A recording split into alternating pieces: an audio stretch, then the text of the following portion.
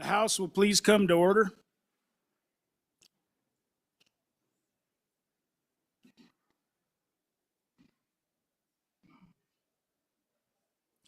I would like to welcome everybody to the 11th day of the session, Monday, February 26, 2024. Chief Clerk, please call the roll. Convening roll call for the 11th day, February 26th, 2024. Alamand? Allred? Andrew? Angelos? Banks? Bear? Berger? Excuse. Brown? Burkhart? Byron? Chadwick? Chestick? Clouston? Conrad? Crago? Davis? Eklund? Haroldson? Excuse. Harshman?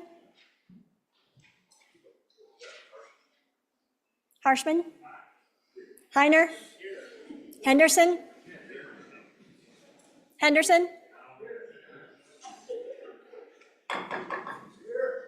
Hornock? Jennings? Knapp? Larson Lloyd? Larson JT? Lawley? Locke? Nyman? Newsom? Nicholas? Excuse. Nemec? Northrop? Oakley? Obermuller? O'Hearn? Olson? Ottman? Pendergraft? Penn? Provenza? Rodriguez Williams? Sherwood? Singh? Slagle? Smith? Stiff? Storer? Strock? Stivar? Tarver? Trujillo? Walters? Excuse. Ward? Washut? Western? Winter? Wiley? Yin? Zwanzer Dan? Zwanzer Dave? Speaker Summers? Here. Berger? Haroldson? Nicholas? Walters?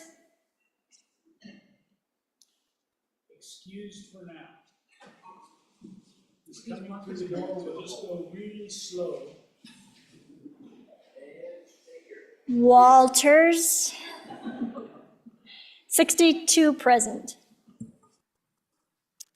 Thank you, Chief. Before we go into the prayer of the day, I just want to mention the passing in the last few days of Pat O'Toole, who was from a former representative from the Bags country. And he had amazing history of being a conservationist and a rancher and was interested in water. I didn't agree with everything he did, like all people, but I really believe he was forward thinking for his time, good person, and just keep his family in your prayers as well. And with that, the prayer of the day will be provided by Reverend Todd Scranton from the First Methodist Church of Cheyenne.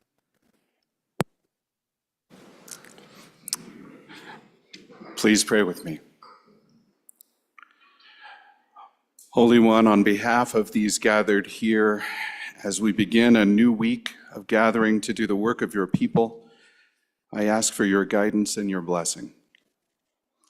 We invoke your name not because we believe that our words and thoughts will bring you closer, but because we know that you are always present. Before you, nothing is hidden.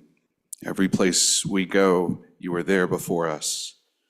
Every word we say is within your hearing. Our every action takes place within your sight. God, who sends the sun to shine and the rain to fall on the good and the wicked alike, help us to follow your example of grace in everything we do, so that at the end of this day and every day, we can know that we have honored your name. Amen. Reverend Scranton, thank you for those words, and now please join me in the Pledge of Allegiance. I pledge allegiance to the flag of the United States of America and to the republic for which it stands, one nation, under God, indivisible, with liberty and justice for all. I think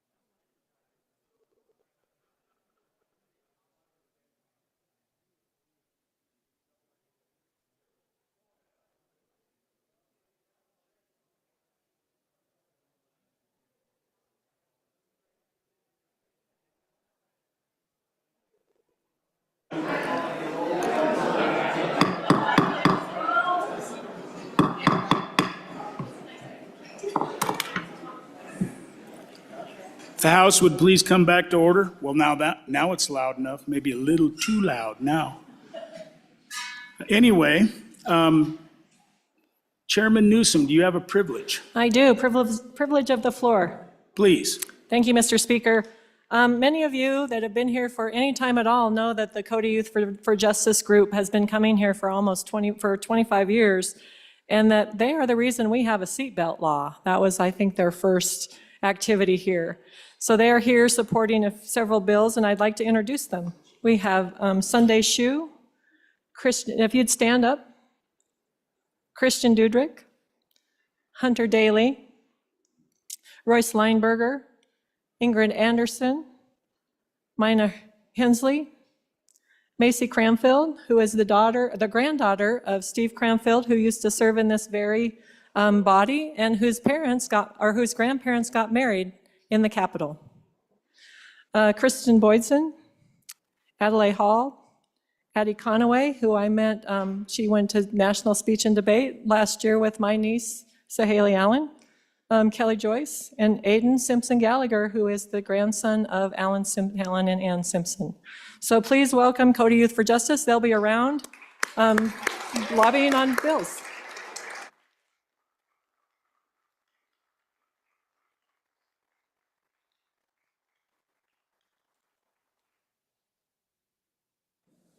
Welcome to the House. It's nice to see young people engaged. It's a great thing. Thank you. Representative Slagle, Privilege to the floor. please go ahead. Thank you, Mr. Chair. I would like to introduce my daughter who's sitting up in the North Gallery with my wife. She's down here for Teen Pack this week. And I'd like you to welcome her to the House.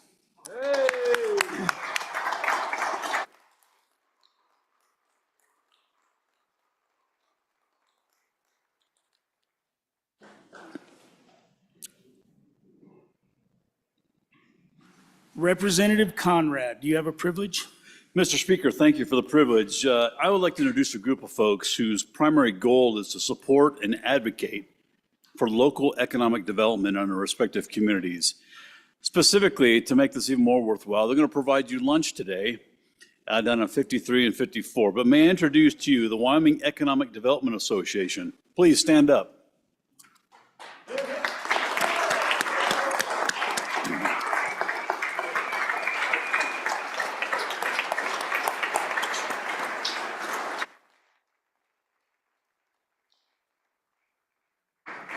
Welcome to the House, and welcome to the House, daughter of Representative Slagle. I forgot to mention that, so welcome.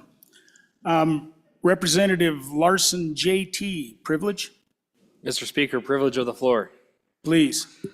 Mr. Speaker, up in our North Gallery, we have the City of Rock Springs Fire Chief, Jim Wamsley. Please stand. Just would like to welcome him to the House. Thank you.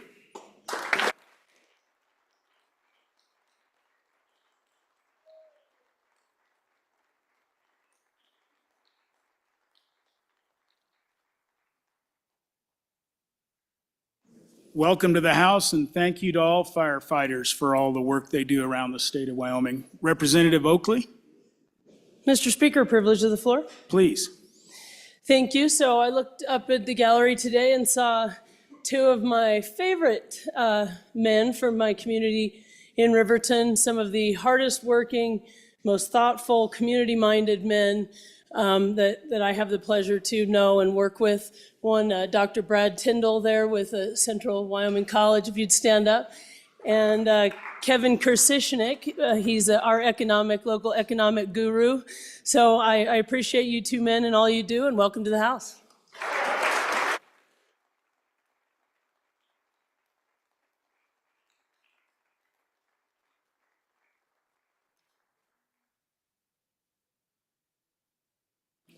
Yes, welcome to the House.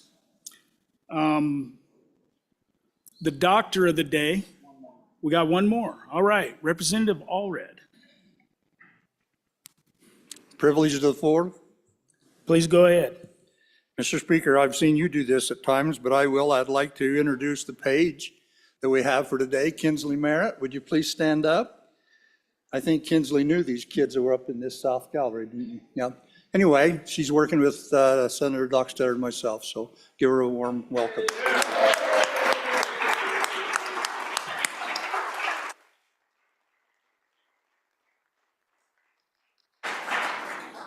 Kinsley, welcome to the House, and thank you for joining us. Our doctor of the day is Brendan Fitzsimmons. And Brendan has been in my community and many of your communities over the course of time. He's traveled around the state of Wyoming, and I would consider Brendan a friend of mine. So welcome to the House.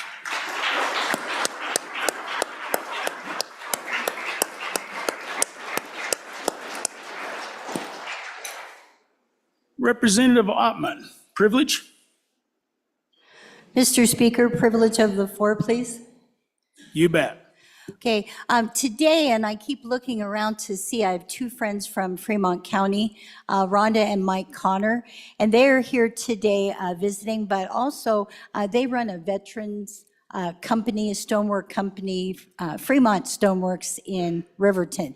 And so they're here today. They have been invited by the Senate to put up a display. So they'll be down there if you want to see any of their things. But I just wanted to welcome them to the House.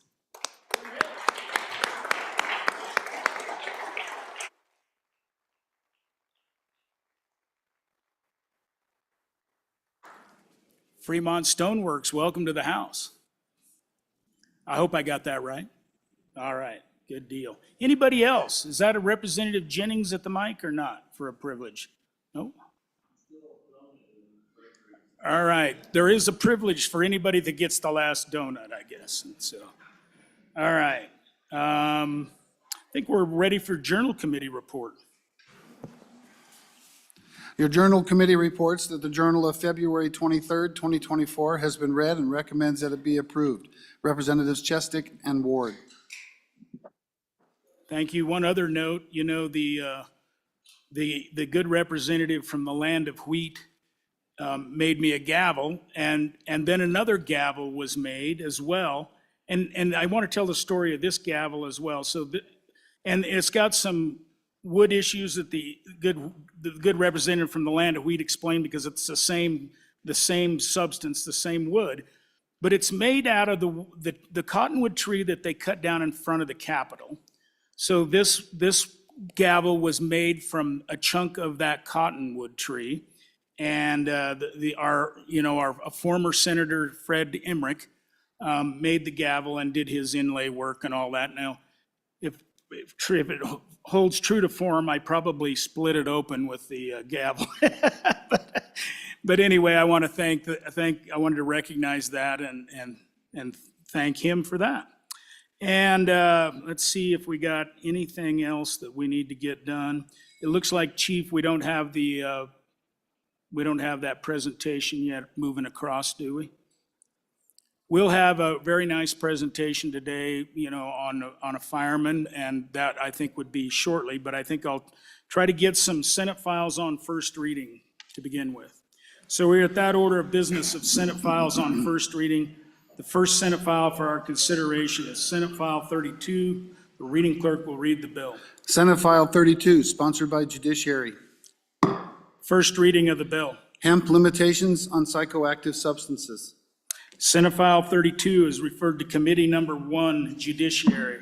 The next Senate file for our consideration is Senate File 34. Senate File 34 is sponsored by Judiciary. First reading of the bill. Sex offender registration, registrable offenses. Senate File 34 is referred to Committee Number 1, Judiciary. The next Senate file for our consideration is Senate File 36. Senate File 36, sponsored by Judiciary. First reading of the bill. Uniform Child Abduction Prevention Act. Senate File 36 is referred to Committee Number 1, Judiciary. The next Senate file for our consideration is Senate File 58. Senate File 58, sponsored by Appropriations.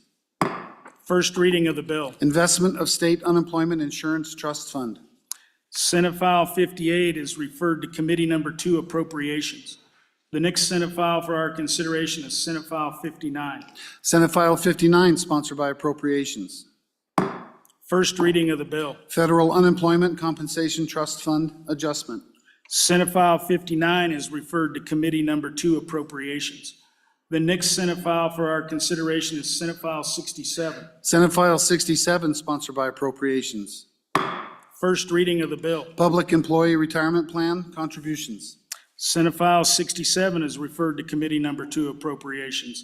The next Senate file for our consideration is Senate File 70. Senate File 70, sponsored by Capital Financing.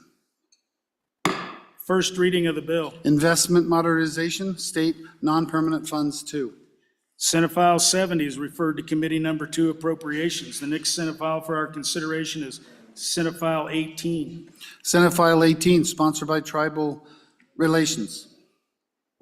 First reading of the bill.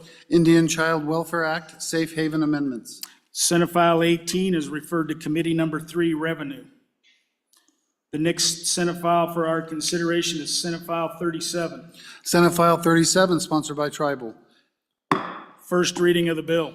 Indian Child Welfare Act, Delinquency Amendments. Senate File 37 is referred to Committee Number 3, Revenue. The next Senate file for our consideration is Senate File 61. Senate File 61, sponsored by Senator Driscoll.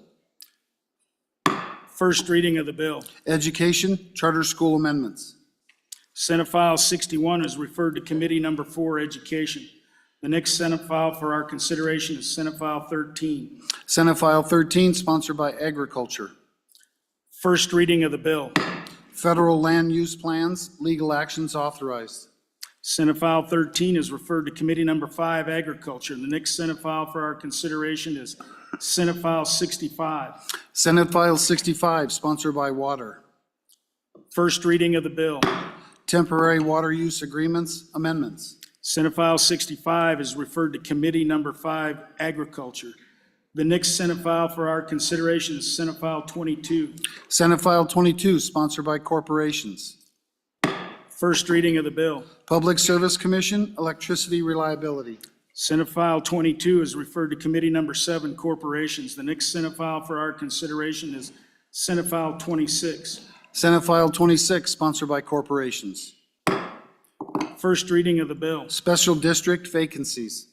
Senate File 26 is referred to Committee Number 7, Corporations. The next Senate file for our consideration is Senate File 27. Senate File 27, sponsored by Corporations. First reading of the bill. Special District Bond Elections Exception. Senate File 27 is referred to Committee Number 7, Corporations. The next bill for our consideration is Senate File 79. Senate File 79, sponsored by Senator Barlow. First reading of the bill. Malt Beverage Franchise Agreements. Senate File 79 is referred to Committee Number 7, Corporations. The next bill for our consideration is Senate File 50. Senate File 50, sponsored by Blockchain. First reading of the bill. Unincorporated Nonprofit DAOs. Senate File 50 is referred to Committee Number 9, Minerals. The next Senate file for our consideration is Senate File 66. Senate File 66, sponsored by Water. First reading of the bill. Water Exchange Amendments. Senate File 66 is referred to Committee Number 9, Minerals. The next Senate file for our consideration is Senate File 7. Senate File 7, sponsored by Labor. First reading of the bill. Behavioral Health Redesign, Vulnerable Adults. Senate File 7 is referred to Committee Number 10, Labor. The next Senate file for our consideration is Senate File 8. Senate File 8, sponsored by Labor. First reading of the bill. Health Insurance for Volunteer Emergency Responders. Senate File 8 is referred to Committee Number 10, Labor. The next Senate file for our consideration is Senate File 115. Senate File 115, sponsored by Senator Baldwin. First reading of the bill. Behavioral Health Redesign Amendments, 2. Senate File 115 is referred to Committee Number 10, Labor. All right, so I got nearly all of the committee bills that were Senate files that I have in my possession out to committees, so you guys ought to have quite a little bit of work, other than some committees are obviously, they don't because they didn't have any committee bills, I guess. So anyway, that's where we're at right at this time. I think we are ready for our presentation and Representative Byron, I'm going to turn it over to you to do the rest. So you go ahead and go to the mic and come on in, folks. You're welcome. Come on in. Thanks for coming too. Senator or Representative Byron, not Senator yet. No. Thank you, Mr. Speaker. Body, it is my distinct honor to introduce to everyone Jim Woodward. Hang with me while I go through a little spiel, and then we'll have some more comments and a pretty nice resolution. So, to the House, Jim Woodward was born on April 17th, 1938. He was elected and joined the Riverton Volunteer Fire Department in 1970 and is still an active member. Jim was elected chief in 1981 and served 2 different terms of chief in 1981 as well as 1992 to 1993. Chief Woodward regularly attends meetings, assists on fire calls, and remains involved in apparatus design. This year will be Chief Woodward's 54th year of service in the fire department. He is very knowledgeable if fellow firefighters have questions about a piece of apparatus and has always been the person to answer those questions. Chief Woodward received the Citation Merit Award in 1995. Chief Woodward has been an active member of the fire service longer than 24 members of this House have been alive. Teton County math. Members of the 67th Legislature of the state of Wyoming recognizes Jim Woodward. A joint resolution of the undersigned members of the 67th Legislature of the state of Wyoming recognizes Jim Woodward for his 54 years of ongoing service with the Riverton Volunteer Fire Department. Whereas Mr. Woodward was born in 1938 and was elected to the Riverton Volunteer Fire Department in 1970, and whereas Mr. Woodward is an active member of the Riverton Volunteer Fire Department who continues to attend meetings and assist on fire calls, and whereas Mr. Woodward has served as a volunteer firefighter for 54 years and is currently known as the senior whip of the Riverton Volunteer Fire Department. And whereas Mr. Woodward's knowledge of fire apparatus makes him an invaluable resource to his Riverton Volunteer Fire Department colleagues, and whereas Mr. Woodward has held numerous positions within the Riverton Volunteer Fire Department, including Fire Marshal Lieutenant, Fire Marshal, Rescue Captain, Fire Captain, Assistant Fire Chief twice, and trustee for 3 years. And whereas Mr. Woodward earned the Riverton Fire Department's Citation Merit Award in 1995. Fellow members, let's recognize and welcome Mr. Woodward, Chief Woodward, to the House.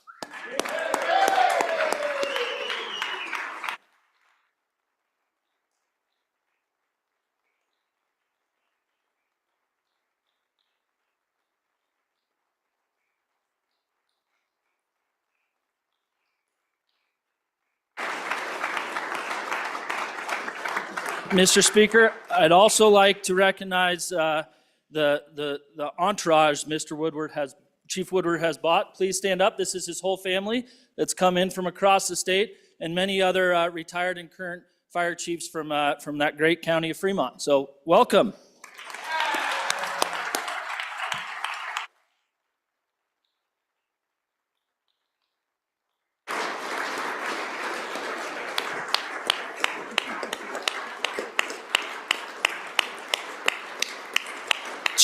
Chief Woodward, thank you for all you've done for Wyoming and for your community. We really appreciate that. Thank you all firemen up there for all you do for all the people around the state of Wyoming. And we certainly appreciate your service, and we're really glad that you're here with us today.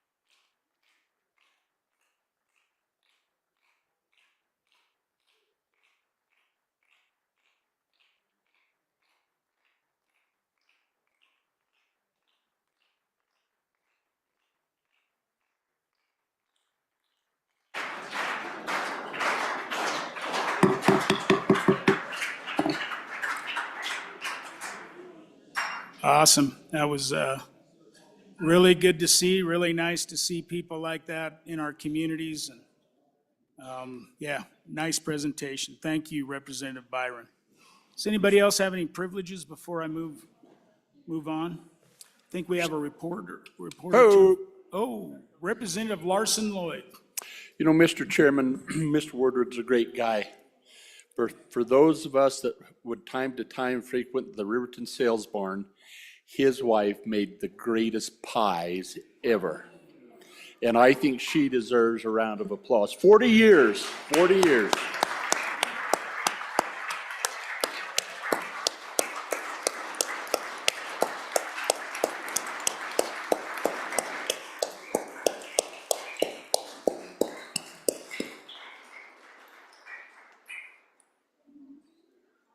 Yep, Representative Larson Lloyd, I have eaten those pies, but I didn't know whose they were.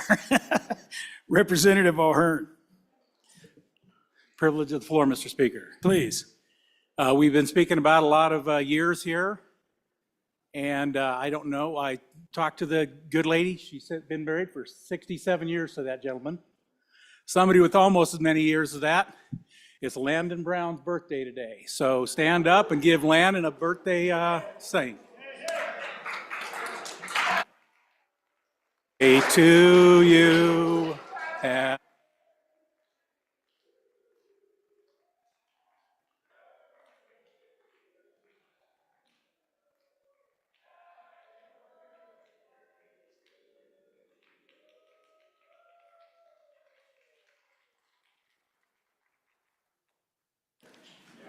All right, yeah, I got a smile out of him. I like that. Okay.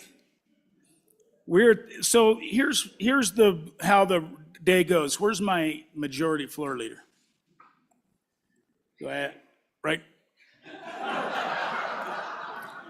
I'm gonna need a majority floor leader here soon, so maybe we can find him. So what the deal is, and this is trying to mirror what the Senate, what our good friends across the way are doing. We win an extra day on committee of the whole, and now we're going to try to play catch up. So there'll be a motion at one point to basically accelerate. It's a 2/3 majority. You have the opportunity to pull a bill off the acceleration list. I don't think the Senate will get through all of theirs based upon what I've been told.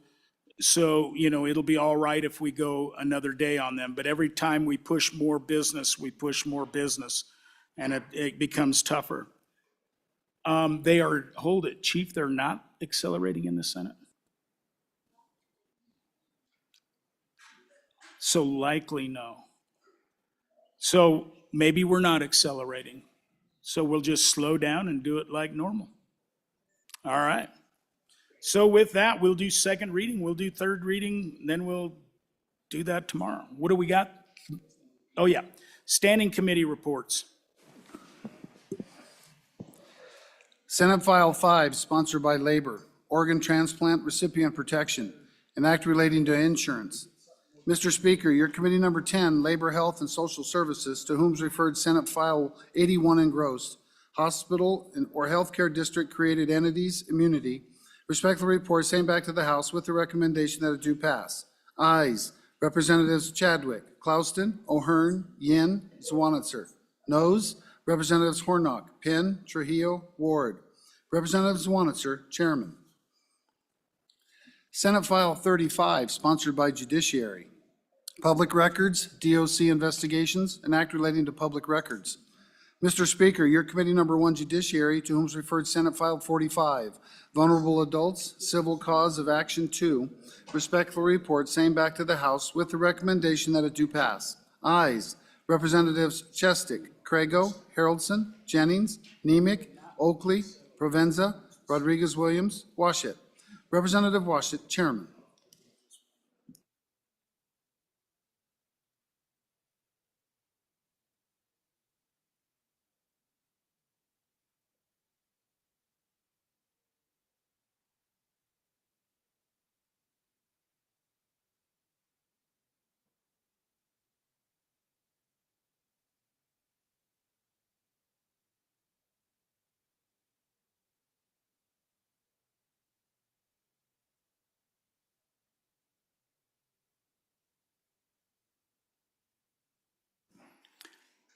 Sir, we are at that order of business of bills on second reading. The first bill for our consideration is House Bill 36. The reading clerk will read the bill. House Bill 36, sponsored by Select Federal Natural Resource Management, Natural Resource Protection Act. House Bill 36, having been read two separate times, the question is, shall the bill be read a third time? Hearing no objection, it is so ordered. The next bill for our consideration is House Bill 43. House Bill 43, sponsored by Select Federal Natural Resource Management, State Forestry, Good Neighbor Positions. House Bill 43, having been read two separate times, the question is, shall the bill be read a third time? Hearing no objection, it is so ordered. The next bill for our consideration is House Bill 52. House Bill 52, sponsored by Representative Summers, Property Tax Homestead Exemption. There are amendments, and so I'm going to get another chair here.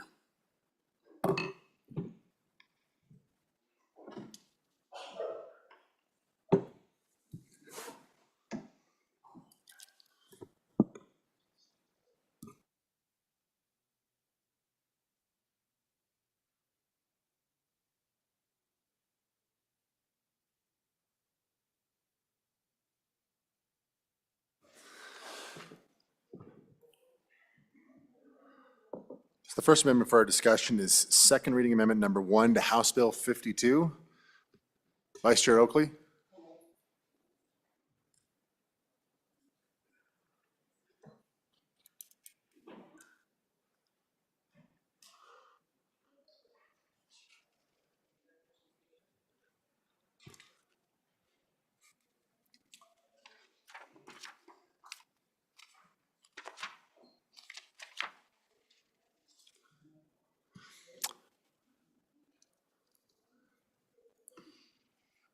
Vice Chair, are you always able to withdraw the amendment as well?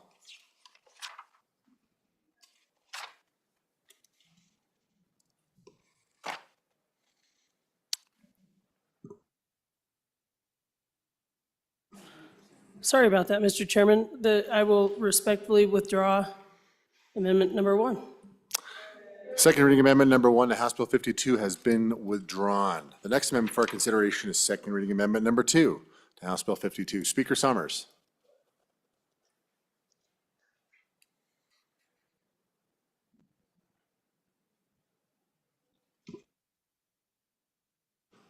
Members, let's just stand at ease for a few moments. Speaker Summers. Mr. Chairman, thank you. There's going to be a series of amendments on 52. I'm not going to fight or support any of them. I think they're all good debates in the body. And so I think make your decision on how you want to do it. We fought this issue of property tax a long time, so I think each of you can make that determination. Any further discussion? Point of order.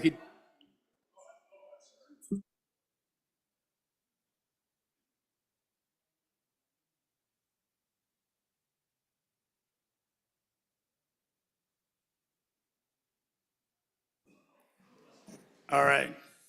So this amendment, I'm Speaker gonna- Summers, would you move the amendment, please? Well, I'm going to tell you here in a minute, Mr. Chairman.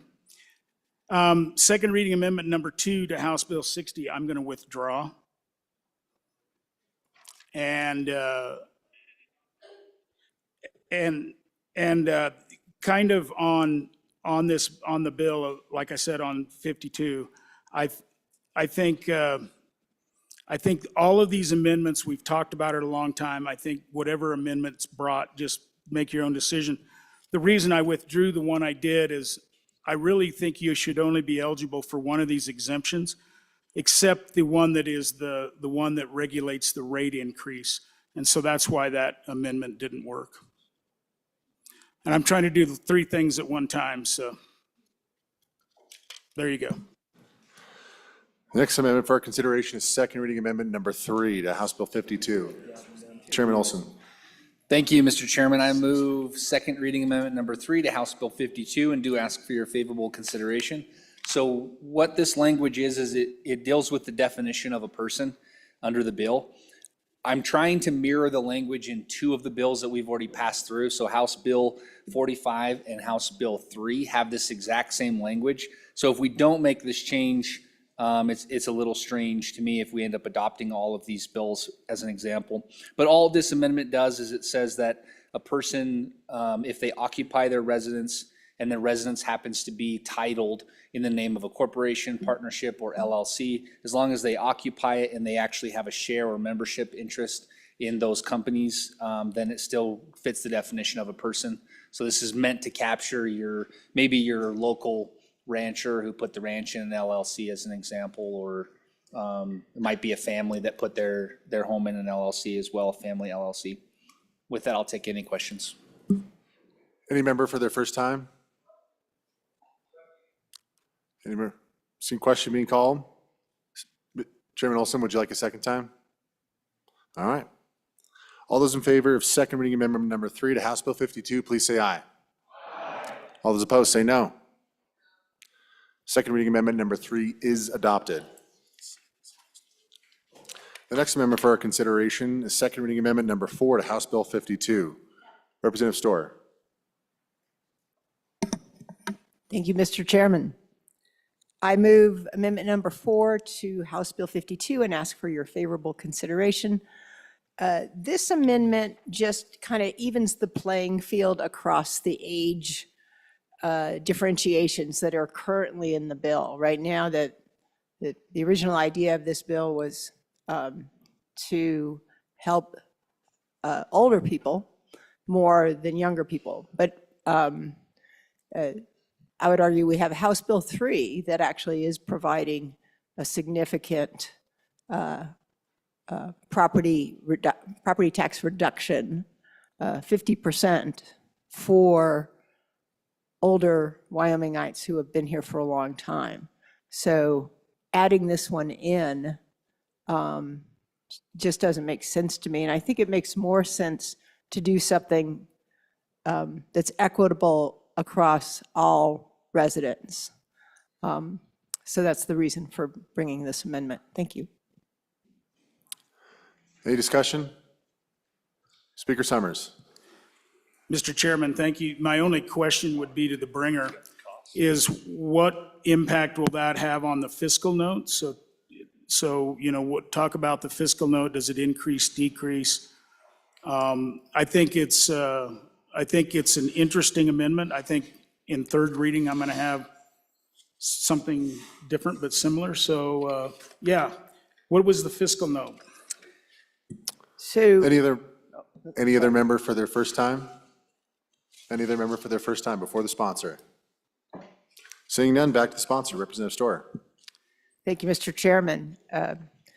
So as you recall, the House Standing Committee did increase the numbers from 50, 100, 150 to 200 to 100, 150, and 200. So I believe this amendment, and that took the fiscal note from 88 million to 123 million. And so I believe this amendment would get closer back to the 88 million in cost. Seeing no further discussion, all those in favor of second reading amendment number 4 to House Bill 52, please say aye. All those opposed, say no.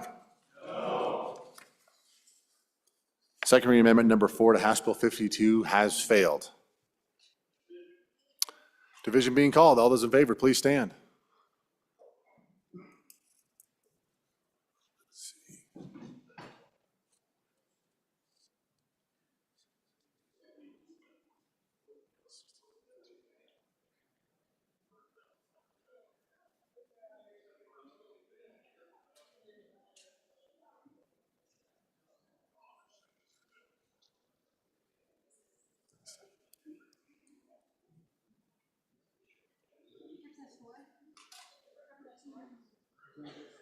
Liz.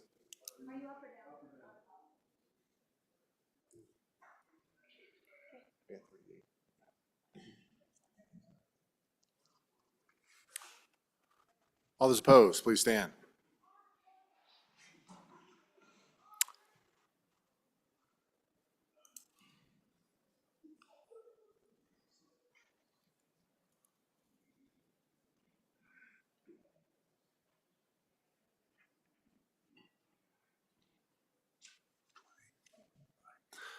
That amendment is adopted. 38 aye. The next amendment for our consideration. Actually, I think that's it.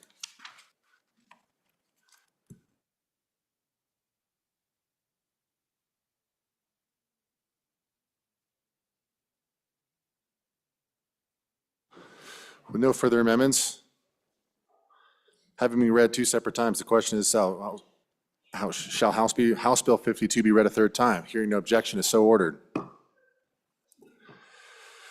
next bill for our consideration is House Bill 60. The reading clerk will read the bill.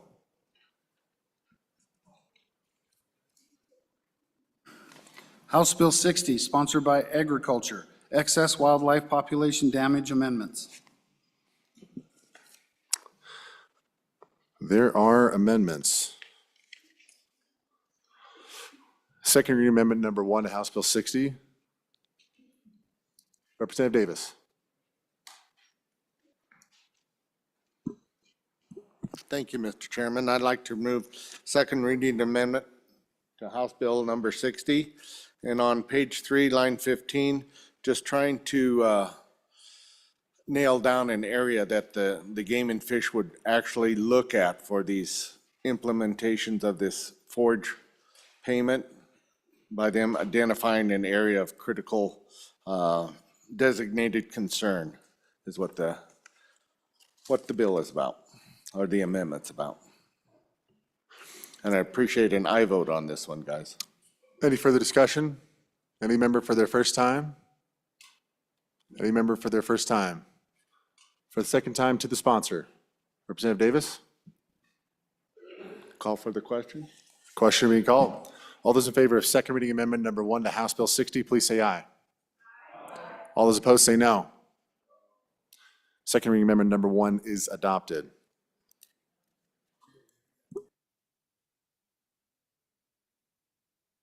The next amendment for our consideration is second reading amendment number 2 to House Bill 60. You want? Speaker Summers.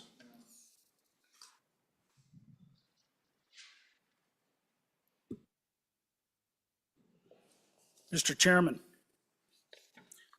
Mr. Chairman, I would move second reading amendment number 2 to House Bill 60 and ask for your favorable consideration. So, ladies and gentlemen, there's been a lot of pushback on this bill, so I've spent a lot of time trying to solve some of the problems within the bill. The nugget in the bill is a really good thing. Of course, I'm a livestock producer. But the nugget in the bill is something we really need to consider. But how we get there and what it looks like is another question. And so one of the concerns that I heard coming out of the west side of the Continental Divide was there are many elk herds, many hunt areas where the elk really spend no time on private land. It's all on public land. And so to reduce that population when it's not affecting private land because that they're overeating grass maybe would not be a good thing. So what this amendment does, you'll see, is it goes in, if you look at line 7 basically of the amendment, it says it deletes entirely lines 13 and through 19 in the bill, which is section 2. And what section 2 does is says the Game and Fish Department shall develop a plan to reduce the elk population in every area that is over objective and report the plan. And so, like I said, there are areas in western Wyoming where I think this would be the wrong path to go. So I'm bringing this as a way to try to pull this bill a little back and get more support out in the country. So with that, I would stand for questions. Is there any further discussion on the amendment? Representative Crago, for your first time. Thank you, Mr. Chairman. I guess a question for the bringer of the amendment is what, believe it or not, I personally think this is probably the most important part of this bill, because this is the problem we're actually trying to address, is the overpopulation of elk in areas where we can't get to them for various reasons, and we can get into that as we get through some of these other amendments. But what this is saying is, Department, we need a plan. You haven't given us a plan. We need a plan. How are we going to get these elk populations under control? In the meantime, the rest of the bill deals with how we're going to compensate landowners who are suffering because of all of this excess population.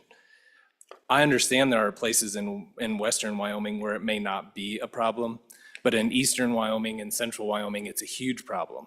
And so I would urge a no vote on the amendment. I'm happy to work with some language to where the game and fish, the department that handles our wildlife has options on areas where they do or do not come up with a report and a plan. But I think this one as drafted takes out the heart of the bill. I'd urge a no vote on this, and I will work with the good sponsor to come up with some language that addresses his concern for third reading.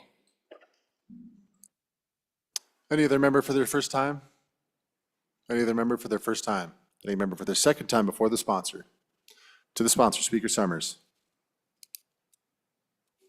So I would encourage an I vote on the amendment, and likewise, I would work to find some middle ground on that. And the reason being is, I think if you talk to hunters and outfitters around the state, it's probably this section that bothers them the most. And what does it mean, and what does it imply?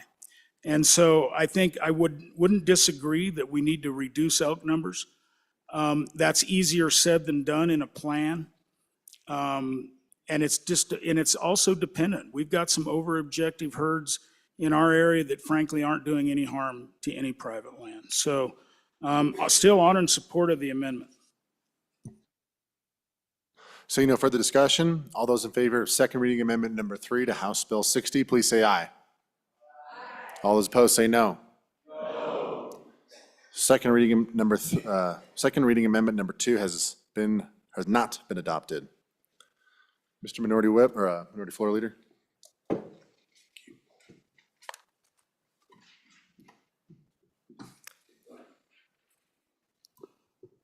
Majority Whip Western.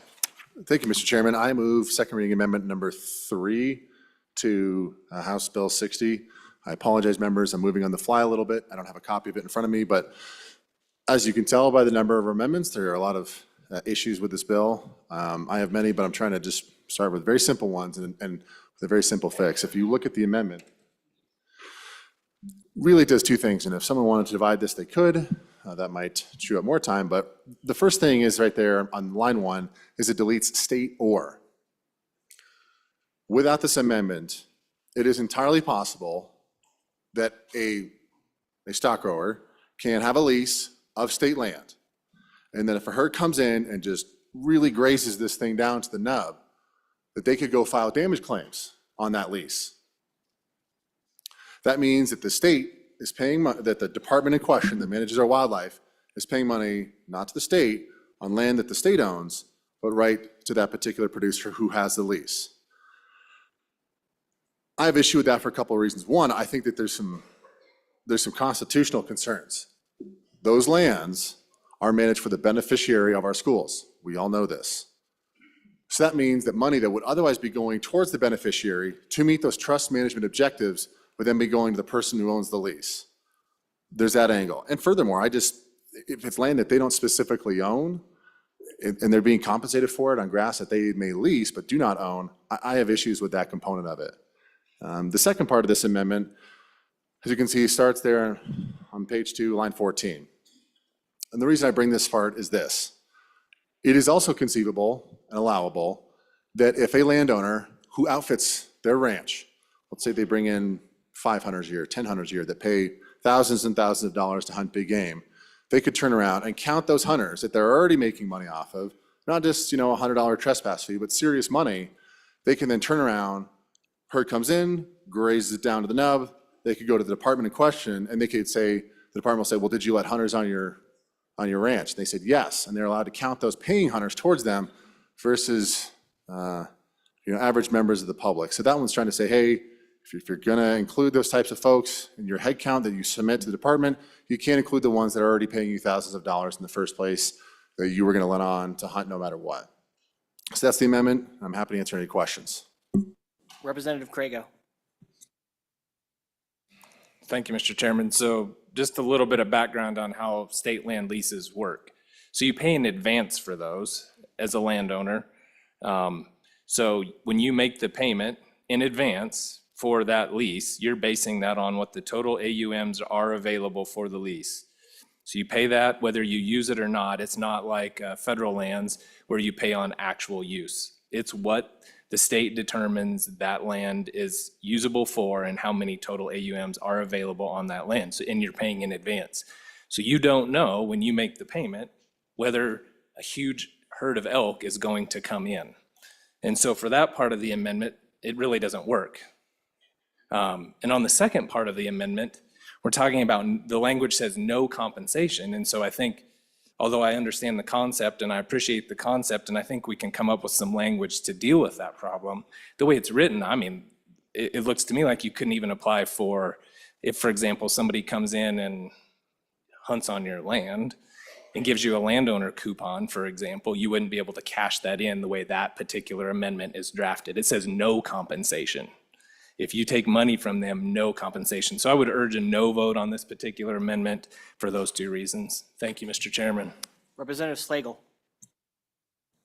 Thank you, Mr. Chairman. I would also urge a no vote on this amendment. As our representative from up where the mountains are tall stated, state land leases are paid up front. And the other thing, it could be that the elk came in, more elk, and damaged more forage than you actually had paid AUMs to the state for. But we did put a limit on that. You can only be reimbursed for the amount that you've paid the state. So it can't be over what you've already paid into that. So I would urge a no vote on this as well. Thank you. Representative Allemand. Thank you.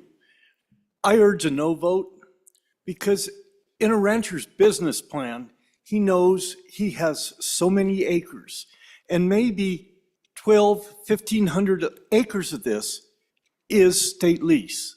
But in his business plan, he can figure that in to know how many cows he can run. And if all of a sudden the elk come down and that property is destroyed for that year, he does not have it for the number of cows he can run.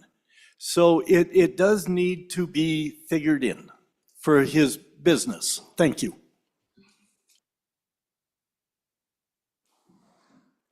Anybody else for their first time? Anybody for their second time before the sponsor? Representative Western. Thank you, Mr. Chairman. I know the body's probably not going to like this, but I think that's a reasonable catch from the country lawyer.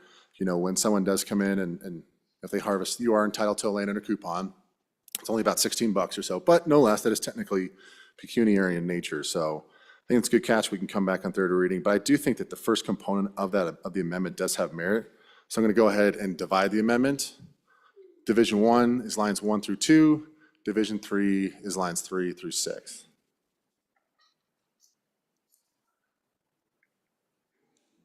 All right, I will rule that. Let me see the bill, please. So I guess we'll go ahead and start in Division 2. Just a second, I got to look at the bill. I'm pretty sure it is, but I better check.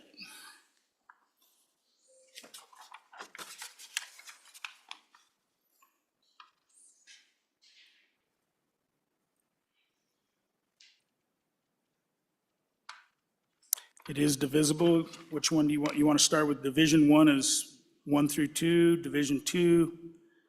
Mr. Chairman, let's, if with your consent, can I start with Division 2, lines 3 through 6? All right, Division 2. So I'd say let's go ahead and vote that down. Again, I think that the landowner coupon is an important component of that whole process.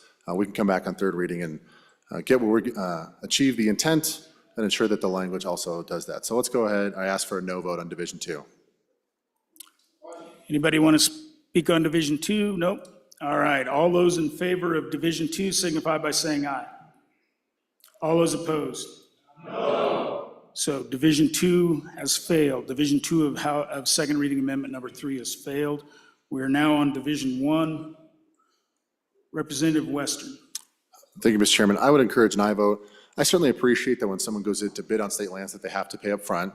Obviously, that's a process that can be dealt with in a different piece of legislation, but at the end of the day, that's part of what you have to take into account when you're bidding something. Well, we know that this particular section of state land, that there is the possibility that herds can come in and really hammer that grazing. And again, I think the most important component is that revenue generated has to be directed for the behalf of the beneficiary, our K-12 schools. If we have a circumstance where money is going from the department to the lessee, when that could be going directly to the beneficiary, I think that there's concerns there constitutionally, so I would encourage an aye vote. All right, Representative Craigo for your first time on Division 1. Thank you, Mr. Speaker. I'd ask you all for a no vote. And it's not a matter of bidding. You pay what the minimum AUM fee is as determined by the state. And so that's not how this works. You pay what they tell you you have to pay, and when you do your 10-year renewal, you agree to pay that amount. And you're agreeing to pay that based on the fact that you believe you're going to get to actually graze those animals. Your cattle, your sheep, whatever it may be, donkeys maybe, whatever, yaks, whatever it might be that you're grazing on that state land. And so when you lose that opportunity, you're paying for something you don't get to use. And so that's what we're trying to do, is just create some fairness in this. Now, I understand you do, as a landowner, you know you're going to be grazing some amount of wildlife. That's what you sign up for. What we're trying to address is the situation where you're feeding and you're paying to feed more animals than you bargained for. And that's really what this bill's about, is we're trying to make it fair so that you're not paying for more than you bargained for when you signed up for the deal. That's it, nothing more. I'd ask for a no vote on the amendment. Representative Yin for your first time. Thank you, Mr. Speaker. So I don't have any state land leases, but I think that from what it sounds like, that there's a process set by the State Land Board on how those leases are created.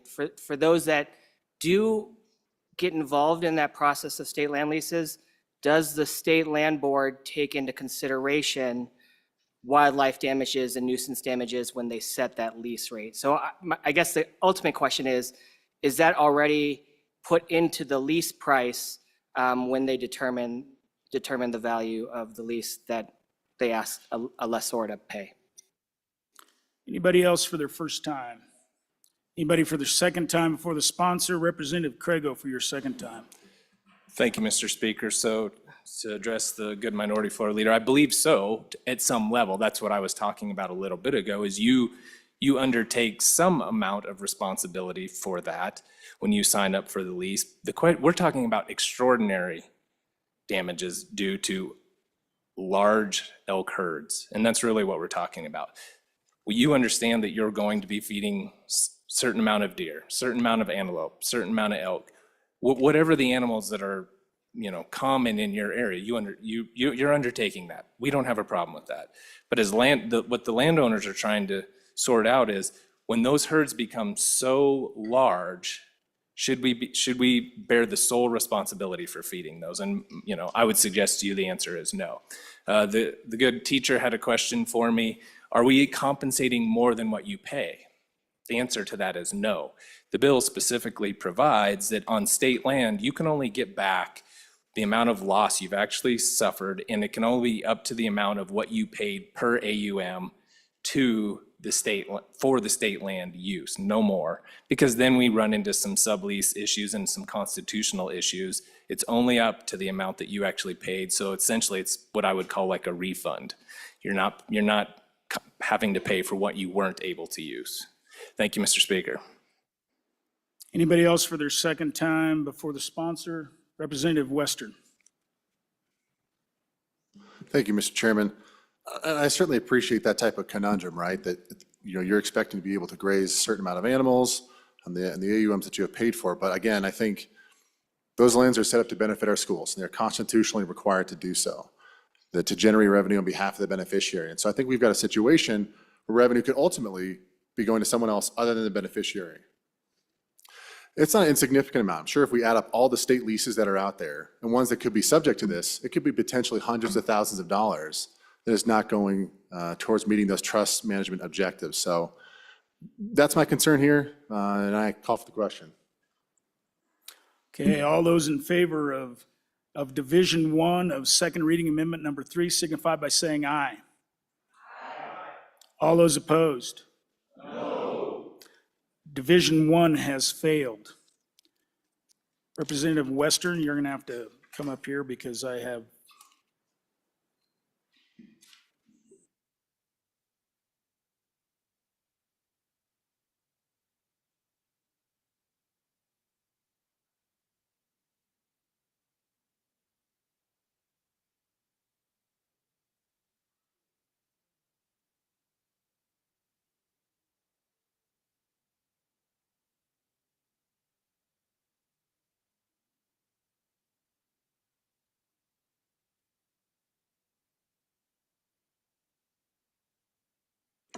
Speaker Summers.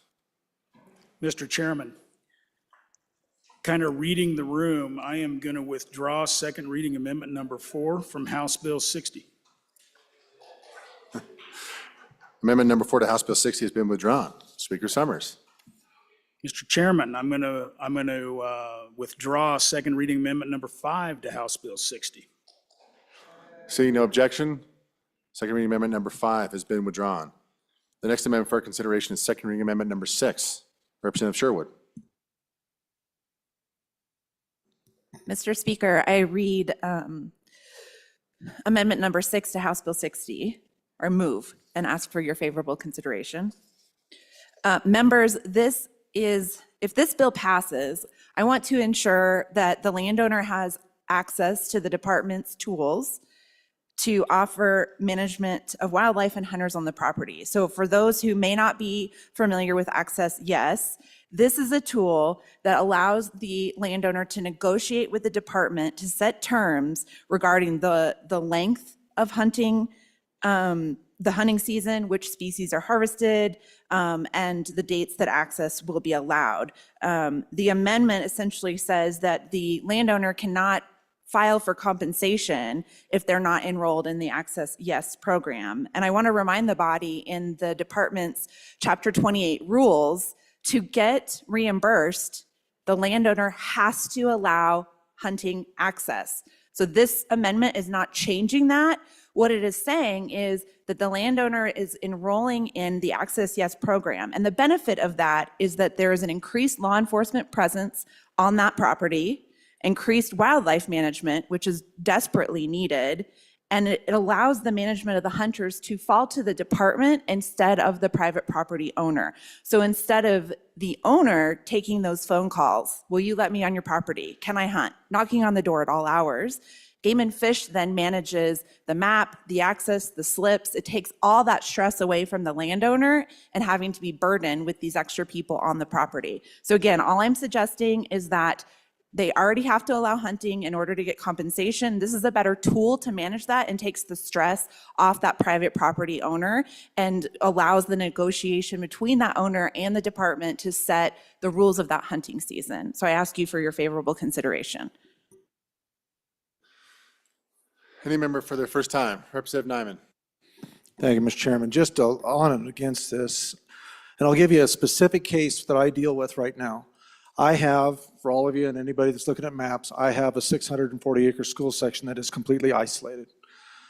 And in order to provide what the good representative is wanting to do, and I would have to try to provide access through 5 different landowners to get to that property. And it also would limit the ability of myself as a landowner that's basically around that piece of property from even being able to, because I take hunters. I allow the public to come in and hunt on my property. But I really don't want to try to open it up, to throw it wide open, to have to go through all my neighbors to get back there, which limits my ability to access these dollars, even though I am on my own property trying to access and provide as much kill as I possibly can. I send a lot of landowner coupons in. I provide free public hunting in between my other pay fee hunters, because that is part of the way that I pay my property taxes. Is I cannot get enough compensation back on just letting people shoot the deer, and a $16 compensation for an animal that's maybe been living and eating on my alfalfa fields for 5 years is not quite enough. So I have to charge a fee. So I do that in an effort to try to compensate myself for real damages that are done by wildlife on these properties, because I have irrigation and everything else. So my question on this is, if I can't get access to this, and I don't want to open a wide open thoroughfare through the rest of the ranch to try to get back to a very remote piece of isolated land, and I'm limited on my ability to be able to get through 5 other landowners to get to it, why should I be punished when I'm already doing what you're asking by providing ample opportunity for people to hunt, even though it's a fee and free, to not be able to access those? So just consideration on and against for myself. Representative Banks for your first time. Mr. Speaker, thank you. This bill was worked in the interim with the department and landowners both having a seat at the table. And this is the compromise we came up with to allow the good faith negotiations between the department, between the hunters, and between the landowners. This makes it so that good faith negotiation exists. If we go this route that this amendment suggests, it's strong-arming our landowners into having to provide that access. I fear we're going to go the other direction. I fear we're going to go, if they're forced or strong-armed into having to allow access, as a good majority said, they're going to go the other direction and just close everything off. I don't think we want to do that to our department, to our landowners, or to our sportsmen. I urge you to keep the bill the way it is, as the compromises that came, and defeat this amendment. Thank you. Representative Davis for your first time. Thank you, Mr. Speaker. I believe this amendment kind of defeats the purpose of this. We're not there to regulate the trophy hunting. We're there to remove the cow elk. This is about herd control. So not necessarily will that season be the same as the trophy season, but that's the objective, is to remove the cow elk, not the bull elk. Chairman Newsom for your first time. Thank you, Mr. Chairman. It's becoming clear to me that as we talk about all of these issues and we talk about everything to do with this bill, that maybe it needs a little more time, and that as we would go into the interim, maybe a committee needs to take a little more time to look at all of the things, and not to disparage the work of the group of the Ag Committee, but it seems like there's a lot of more Let's, questions than stick answers. to this Say amendment. to me, the amendment, I would like everybody to vote their conscience on the amendment. Thank you. Thank you, Chairman Newsom. Chairman Eklund. Mr. Speaker, kind of addressing what was just said, this problem has taken decades and decades to develop, and as everybody can understand by the amendments, I'd love to compromise on some of this. There are just too many difficulties in the compromise. It was worked on, as said before, by a subcommittee, and I guess I would urge the body to consider the bill itself and what's there, and know that it is a complicated. Remember to stay on this amendment, I'm trying Chairman to, Eklund. Mr. Speaker. It is a complicated issue. Each of the access problems have been addressed, and I believe the bill itself is probably better written. And some of it is existing statute as far as access goes, and I'd urge a no vote. Anybody else for their first time? Anybody for their second time before the sponsor? Representative Sherwood. Thank you, body, for those questions. I will attempt to answer some of them. I would say encouragement of your neighbors' participation is a good thing. Part of the reason why we're in this problem of overpopulation is that if you, as a landowner, are the only one allowing access, the wildlife know where to hide. They know where the hunters are not. And so you're by not engaging the neighbors in the conversation about participating in access, yes, allows the wildlife causing the damage to find refuge on those neighbors' property, which only compounds the problem. And again, to another question, access is already required under Chapter 28 rules. So again, this is not forcing the landowner, it's providing them a better tool that will shift the management of the hunters away from that private landowner onto the department. And this negotiation allows for non-trophy. So cow elk could be included in the agreement for access between the landowner and the department. So while I agree, I don't think the bill is ready for prime time, I do think this amendment makes it better. Thank you. All right, all those in favor of second reading amendment number 6 to House Bill 60 signify by saying aye. All those opposed? No. Second reading amendment number 6 has failed.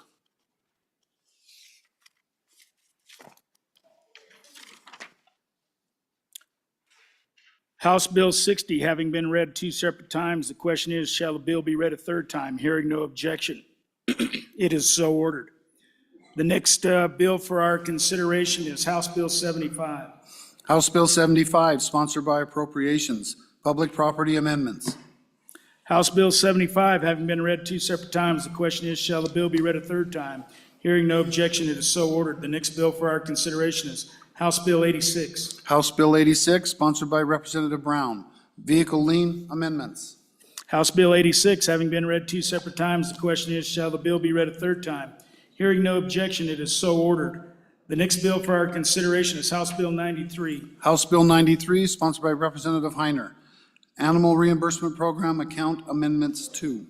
House Bill 93 having been read 2 separate times, the question is, shall the bill be read a third time? Hearing no objection, it is so ordered. The next bill for our consideration is House Bill 103. House Bill 103, sponsored by Representative Allred, Property Tax Assessment Ratio for Residential Property. We have amendments. Chairman's Wanitzer Dan. Thank you, Mr. Speaker. I'd move second reading amendment number 1 to House Bill 103 and ask for your favorable consideration. Body, you'll remember this is a bill that if the constitutional amendment passes next year, this is basically the trigger that we will immediately drop the current assessment ratio of 9.5% down to 8.3. As I've testified earlier, I think this is a bit hasty of a step, but in looking at it and knowing that I think we've only passed 2 tax increases in my 19 years here, the belief is if you drop it to the absolute lowest you can go per the Constitution, that's where we get the 8.3%, you're never going to be able to increase it, at least for the foreseeable future. Why is this problematic?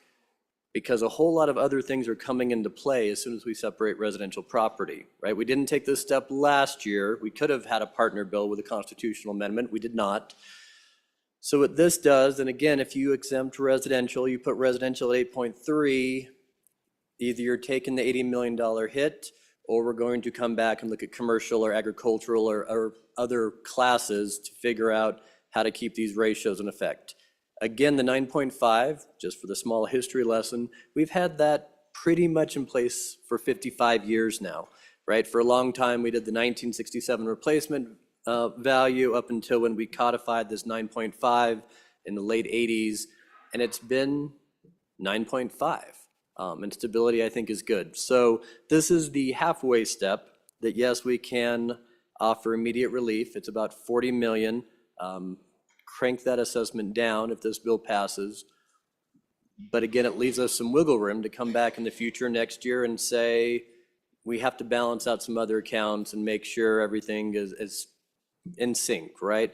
I know we all want lower taxes, but putting them as absolutely low as they can go in this case, without a constitutional amendment, seems hasty before we fully studied and understood, with a constitutional amendment, what else is going to happen. So if we're serious about dropping the assessment and giving some tax relief this year, great. Let's take a, one step instead of the leap that we can't recover from. So this, I think, is just a go slow approach. And we could totally drop it to 8.3 next year when we're all back if the amendment passes, with a lot more studies so we know how this is all going to work. I just think it's premature to drop it to the absolute minimum without a lot more conversation and study this year. Representative Allred for your first time. Thank you, Mr. Speaker. Ladies and gentlemen, there are 3 amendments to this bill, and I oppose all 3 of them, so I'm going to leave this up to your discretion. As you look at this handout, on one particular page, on page 3, it talks about the percentage of increase, And Lincoln County leads the way, and that's where I'm from. And so I'm opposed to all three amendments, and I'll leave the rest up to you. Thank you. Representative Bear, are you at the mic? Nope. All right. Anybody else for their first time? Anybody for their second time before the sponsor? Chairman Zwanitz. Thank you, Mr. Speaker. And I appreciate what the sponsor is doing for his community of the bill, right? And it is, we have 23 counties, we have 62 different areas of the state. Sitting through the revenue interim, certainly aware that 6 of our counties have been hit very hard in the last year, right? Double digits in many cases, some as high as 50%. I do think there's a lot more reasons and evidence why that is in some cases than just simple inflation, but it doesn't affect every county, as we've heard, to the same level that it's affecting 4 or 5 of our counties.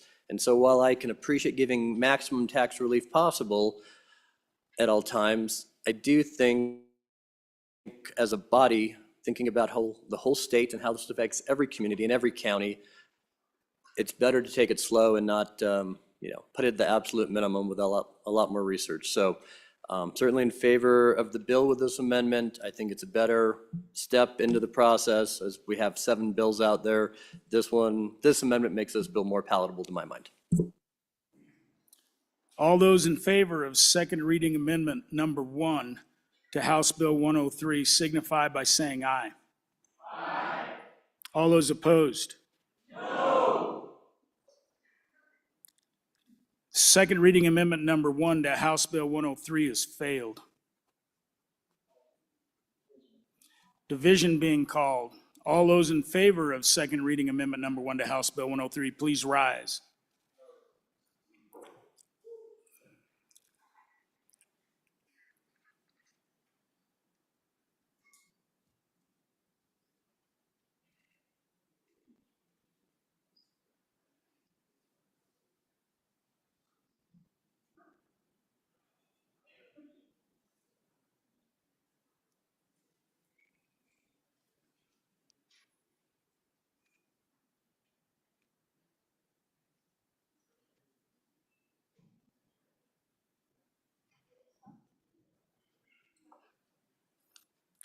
All those opposed, please rise.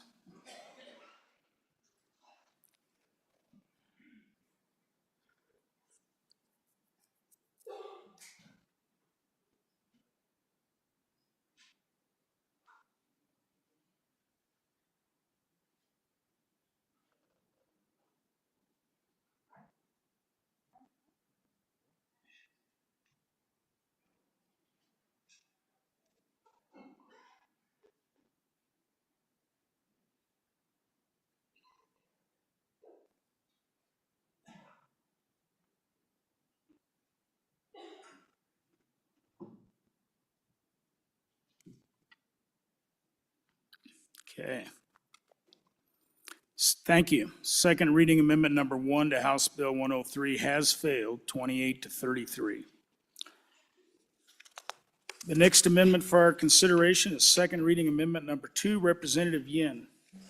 Mr. Speaker, thank you. I move second reading amendment number 2 to House Bill 103 and ask for your favorable consideration. Members, it's pretty simple. Again, it's a 3-year sunset, just so we make sure that we don't screw anything up. I know that there are definitely several counties where this could be a really large effect on them, and I just want to make sure that in 3 years we'll be able to take care of everything impacted while still being able to provide relief. So with that, I ask for your favorable consideration. Thank you, Mr. Speaker. Anybody else? All those in favor of second reading amendment number 2 to House Bill 103 signify by saying aye. Aye. All those opposed? No. Second reading amendment number 2 to 103 has failed.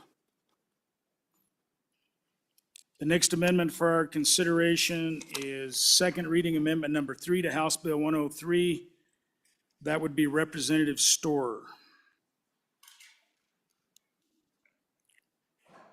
Thank you, Mr. Chairman. I would like to withdraw this amendment at this time. Second reading amendment number 3 to House Bill 103 has been withdrawn. The next amendment for our consideration is second reading amendment number 4 to House Bill 103. Representative Oakley. Thank you, Mr. Speaker. I move second reading amendment number 4 to House Bill 103 and ask for your favorable consideration. So members, what this does, this amendment simply moves the effective date back 1 year.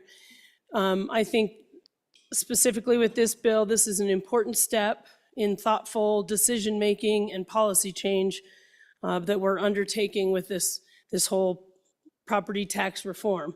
We've called this the trigger bill that reduces that assessment ratio from 9.5 to 8.3 on residential property upon the passing of that constitutional amendment. But I'd like you to think that we've passed several bills that have already gone through that will take effect in 24 and 25. And then if this one came without further legislative action together, we just don't really have the full picture, it could have a fairly severe financial hit. So I think it's prudent to delay this a year while all the other changes are processing, so we can then analyze and implement with a full picture and a full understanding of where we are.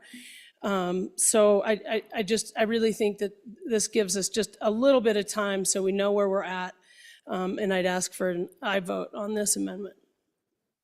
Chairman Brown for your first time. Thank you, Mr. Speaker. On and for this amendment, ladies and gentlemen, and I certainly applaud the bringer of this amendment to slowing the train down just a little bit. Instead of pumping coal into this freight train and going full steam ahead, our appropriators met this morning and heard some news about the potentiality of other legislation that we've already passed, plus this particular bill, and you combine all that together, we started off this session with over $200 million looking at the school foundation account as a surplus. And this morning, we actually heard that may actually require a $20 million withdrawal from our legislative stabilization reserve account, the LISRA, which means this particular body, if we adopt this plus those, we've basically pushed out $220 million. And that's without really knowing what we're doing effectively with how many people could potentially be attached with these. So pushing this out for 1 year is a really, really good opportunity for this body and the body down the hall to take a step back, see what the effects of these bills have done, and then let us readjust if we need to. So on and for.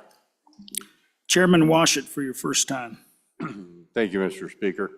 My caution, members, is that if we hold this out as the trigger, that if the voters vote for this amendment, this is the response they can anticipate.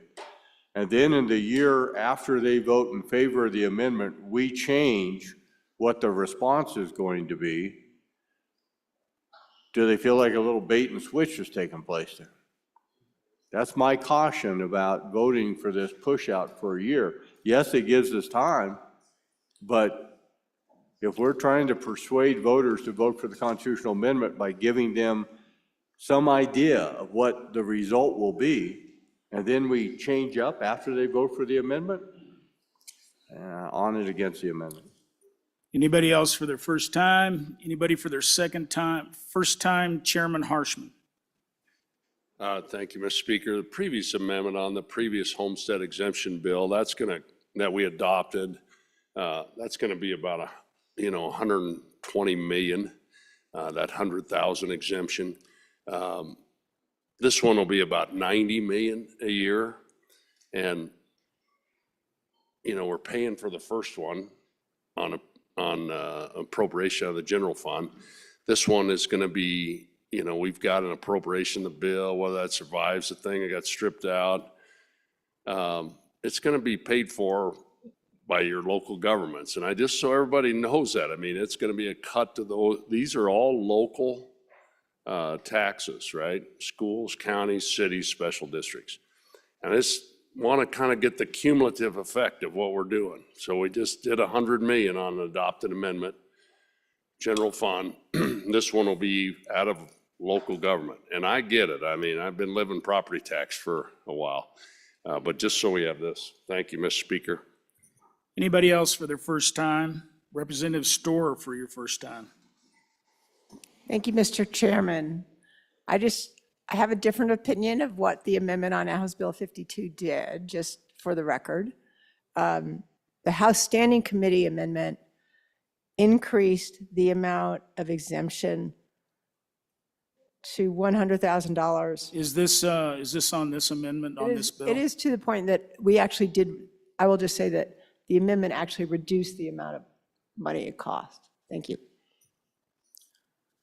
Okay, I'm still not sure that's on this amendment, but anybody else for their first time? Anybody for their second time? Chairman Brown. Thank you, Mr. Speaker. Ladies and gentlemen, I don't disagree with the good chairman of judiciary that this might feel like a bait and switch, but I would venture to say that I think this bill in general is a bait and switch, and I feel as if we're attempting to persuade our voters into voting on something. You'll see me as a co-sponsor on this, and I do believe that we could have had any amount of taxation on there, and I would have been okay with it, because that's what this body does, is deliberate the level of taxation. I think at this point, this is the one stopgap measure we have in this particular bill, compared to doing what the previous amendment did, which is raising that tax up and giving us a little wiggle room to reduce if we needed to. I think we're at a good point right now. We're giving us 1 year's effective date, gives us a chance to go back and look and see whether or not we can adjust up or down. I will say that the vote on the last amendment also shows how palatable raising taxes actually is in this chamber.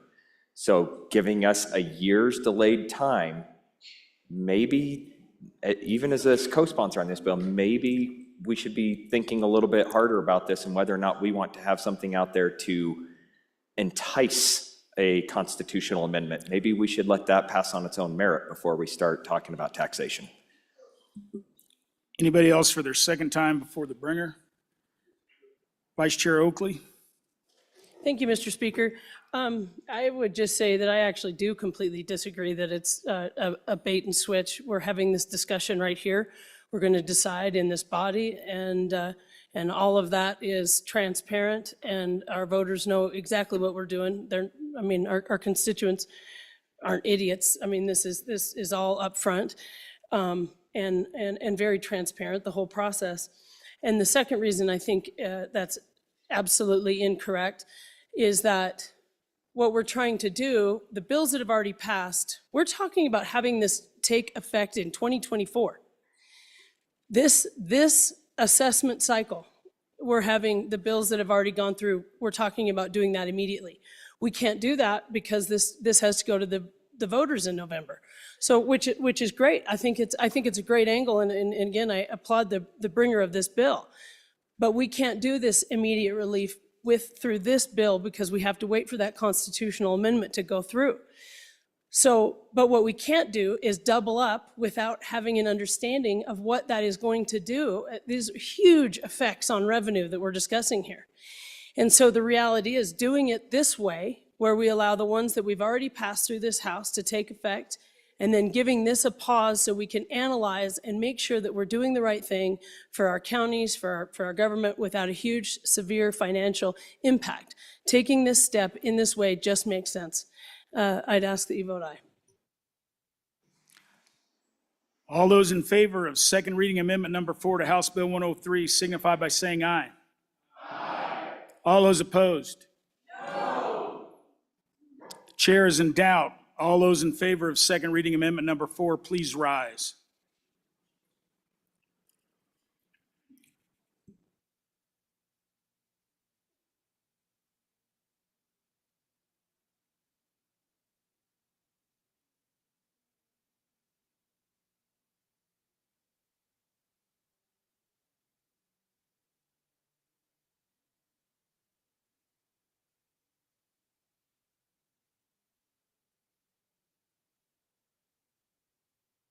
All those opposed?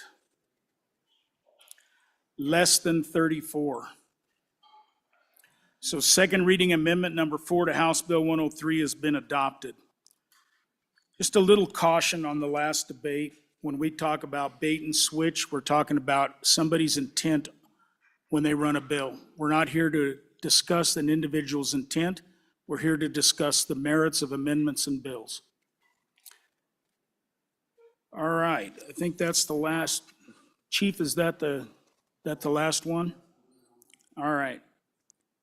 House Bill 103, having been read 2 separate times, the question is, shall the bill be read a 3rd time? Hearing no objection, it is so ordered. Representative Winters, did you have a personal privilege did you have anything? I saw you hanging around the mic and thought you had a privilege maybe, so this would be a great time to get that in here.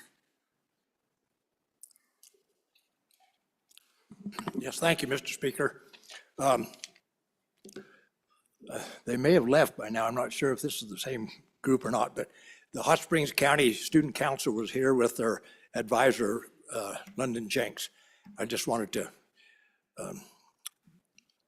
express my gratefulness for them to coming down here this day. And so they had to go talk to the Secretary of State at 11:30, so we may be too late. So let's acknowledge them anyway, even if we're a little late.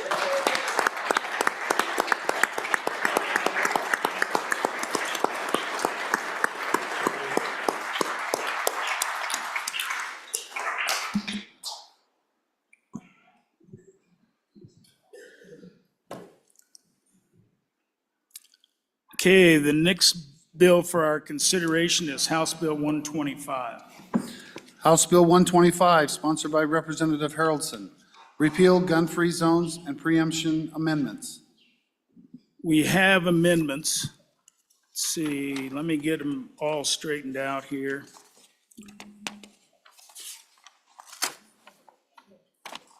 Yep, trying to get them found. So Representative Chairman Northrup. Thank you, Mr. Speaker. I respectfully withdraw second reading amendment number 1 to House Bill 125. All right, second reading amendment number 1 to House Bill 125 has been withdrawn. Whip Western, if you'll come to the mic,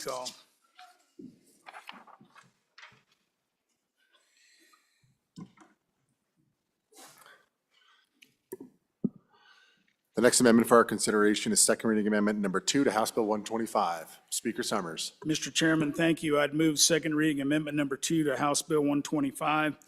And ladies and gentlemen, I can go through it in detail, but basically what this does is give home rule to K-12 school districts, to community college, and to the university. And basically it allows them to decide who will conceal and carry in their facilities. And you can really see that down at the bottom, prohibit any public elementary, secondary, college from prohibiting or restricting the carrying of firearms, including the carrying of concealed weapons on the premises of and any facility of the public elementary school, secondary school, and college or university. But it's section by section. It basically just provides home rule. Any further discussion on the amendment? Representative Haroldson for your first time. Thank you, Mr. Chairman. So on and against this amendment, I believe at the end of the day, when you look at this, what we're doing is we're deciding that rights matter in some places but don't in others. At the end of the day, I have a Second Amendment right to bear arms. And when we do this, I definitely am all for local control. I'm not at all saying that, but what we're doing in this situation is we're making a patchwork quilt of legality across the state, and we're getting ourselves to a place where we're telling people what their rights are and giving individuals the ability to have those rights taken away. Where if we open this up, and we're seeing across the board that this is working and has worked in areas where they've implemented it, the sky doesn't fall when this takes place. And you have to understand, and I think something we need to understand about this is all of the educational platforms in this bill are covered by our Second Amendment, or by our concealed carry permit. So to get a concealed carry permit in the state of Wyoming, you have to be 21 years of age, and you have to be able to go through a course of study with that handgun and prove that out. Then once you get that, it's a 10-finger fingerprint process, you get your concealed carry permit. The concealed carry permit pool is considered to be the safest pool in the country. They've proven that. They've proven time and time again. If we had the statistics otherwise, we could have that conversation, but at the end of the day, I believe this really comes back to rights. Do we want to take away people's rights in this situation? So on and against, I believe if we're being very honest, if we allow this to go through, we will see a patchwork quilt of where people can and cannot carry in this state, and we'll be taking people's rights away. So on and against. Any other member for their first time? Representative Ward for your first time. Thank you, Mr. Chairman. In accordance with Rule 12-4, I ask for a recorded vote. Seconds?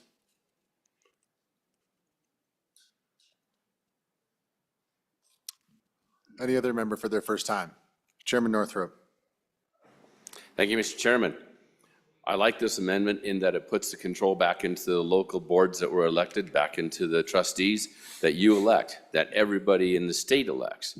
It lets them be the ones that decide if they would like to do this or not like to do this. Every institution is different, and knowing that every institution is different and the conditions surrounding them are different, the trustees have that ability to make the decision. So on and for the amendment. Representative Alleman for your first time. Thank you. I went to school at Midwest High School, Midwest Wyoming. Very proud of that. We're 40 miles from the closest law enforcement. We're also in a county we go under Natrona County School District number 1. There's only one school district in the county. There is not one representative on the school board from my area, 40 miles away from the closest law enforcement. But yet, Natrona County says, no, you can't have a gun in our schools. That should not be left up to those few people, because if there's a mass shooting in Midwest, the only people who can control it is the teachers and the citizenry, because there is no law enforcement over an hour away from our school of 150 kids. Thank you. Representative Banks for your first time. Mr. Chairman, thank you. I would agree with my good district neighbor that all areas are different, but a part that isn't different about them is the vulnerability. Our schools and our children are created, these school-free zones, these gun-free zones in our school create vulnerable environments. And the safety of our schools and our children don't need to be treated different in places across the state. They need to be treated the same. We need to have the kids safe. We need to get rid of these vulnerable environments, and that's what this bill does. I think we need to keep the bill the same. The statistics are there, as a good bringer of the bill said. And we can debate that all day long, but at the end of the day, we have to get rid of these vulnerable environments. It's no secret that the world is getting more and more dangerous, and we're not exempt here in Wyoming. So I don't think we should exempt our kids. On and against this amendment. Vice Chair Larson for your first time. Thank you. In communication with my district last week and over the weekend, they went through quite a rigorous debate a few years ago to allow concealed carry by teachers, and protection of youth, and protection of district property and assets, particularly those who walk up and down the halls. And they've expressed real concern that this is going to be taken away from them if this bill passes unamended, and are really concerned about what they'll be able to do in protecting in a structured way the kids. Now, I know that we can all argue that, well, we can all carry and protect, and we'll be doing a good thing, but I believe that if we believe in local control, and we don't like the fact that this policy is not in your district, then we vote people in that will get it in your district. That's what we had to do in ours. And it serves them really well to have that local control and to be able to have that concealed carry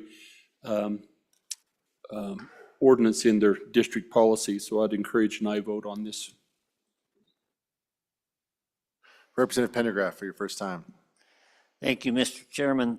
the principal purpose for government is to preserve individual liberty. Think about what would happen if, this is concerning the local control argument.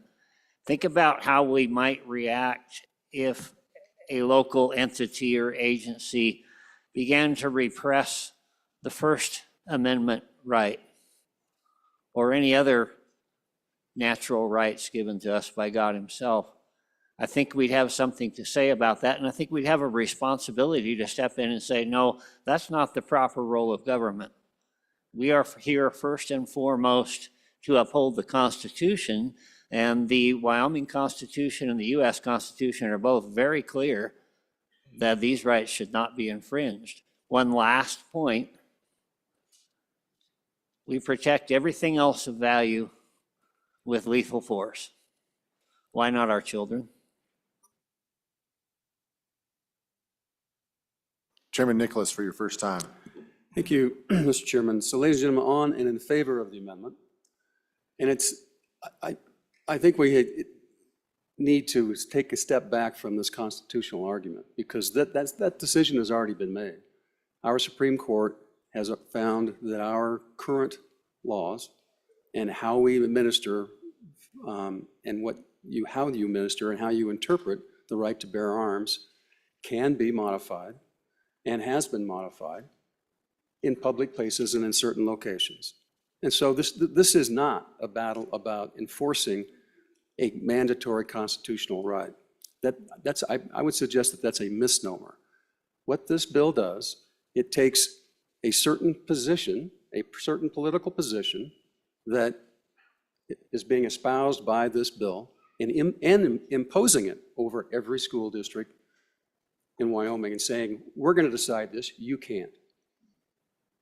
And I would respectfully suggest that that probably isn't exactly what we don't want to do in this wonderful right to choose local control state, is we should let the local folks control what they believe and follow the law the way it's been interpreted and not your interpretation of it just because you want to carry guns everywhere. Any other member for their first time? Representative Berger for your first time. Thank you, Mr. Chairman. In our school district, we went through our policy for conceal and carry for our teachers. We also took it to the Supreme Court in Wyoming. It was upheld that that we went through the right channels to get what we wanted in our district. And we like our policy for conceal and carry for our teachers. And I am on and for this amendment because of local control and what we can do.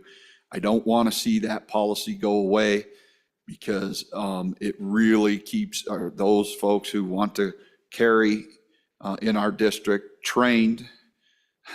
And we go through extensive training on this. We send them down to some training facilities in Las Vegas. And it's a very good policy. And that local control, I don't want to see taken away. Thank you. Chairman Washut for your first time. Thank you, Mr. Chairman. Just a question for the bringer. Are there other rights in Article 1 of the Wyoming State Constitution that we allow to be interpreted on a home rule basis? There may be some examples of that. I'm just not aware of them, but it seems important to this conversation that if we're doing this with this particular right from Article 1 of the Wyoming State Constitution, are there other rights that we also allow home rule determinations? Chairman Brown. Thank you, Mr. Majority Whip. It's not very often that I have a staunch disagreement with the speaker, but I'm going to urge a no vote on this particular amendment. And the biggest reason that I feel this way is a couple speakers have said, it is our duty and our job to protect the rights. What I will say is it's not those that have gone through the process of getting a concealed carry permit that I'm worried about. they're not the ones that I'm actually concerned about having a firearm in our schools. I'm worried about those that can come into the schools that don't have that training. And I do feel that this sends a message, right? This sends a message that you don't know who you're going to be messing with in our children's schools. You don't know who's got a concealed carry permit. I think that maybe even some of the language could be strengthened about making sure that anybody who's is carrying is concealed from the public knowledge. Because I think having that deterrence, that's one of the best things about our constitutional carry law, is having that deterrence around. And so I very rarely have an adamant disagreement where I am this opposed to an amendment, but I do believe that it is our job to protect the rights, and I don't disagree that the Supreme Court has interpreted that, but it doesn't mean that we can't make this law better, right? And we can justifiably say, if you want to protect your kids with a concealed carry permit. You go through that process, we got your back, and we know you have ours and our kids' is too. So, on and against. Representative Bear? Thank you, Mr. Chairman. I would like to call a Rules Committee on this particular amendment. I believe it violates Article 3, Section 20 of the Wyoming Constitution. Representative Bear, everything this body does is deemed constitutional unless proven otherwise by a court.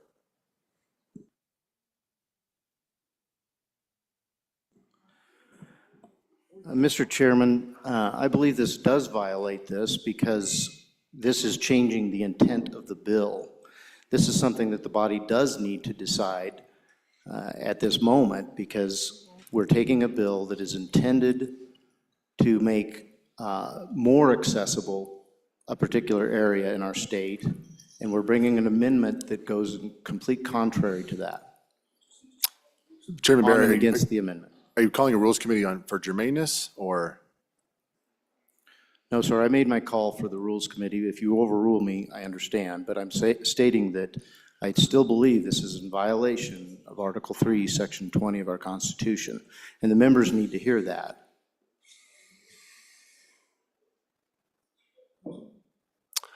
Rules Committee to the front.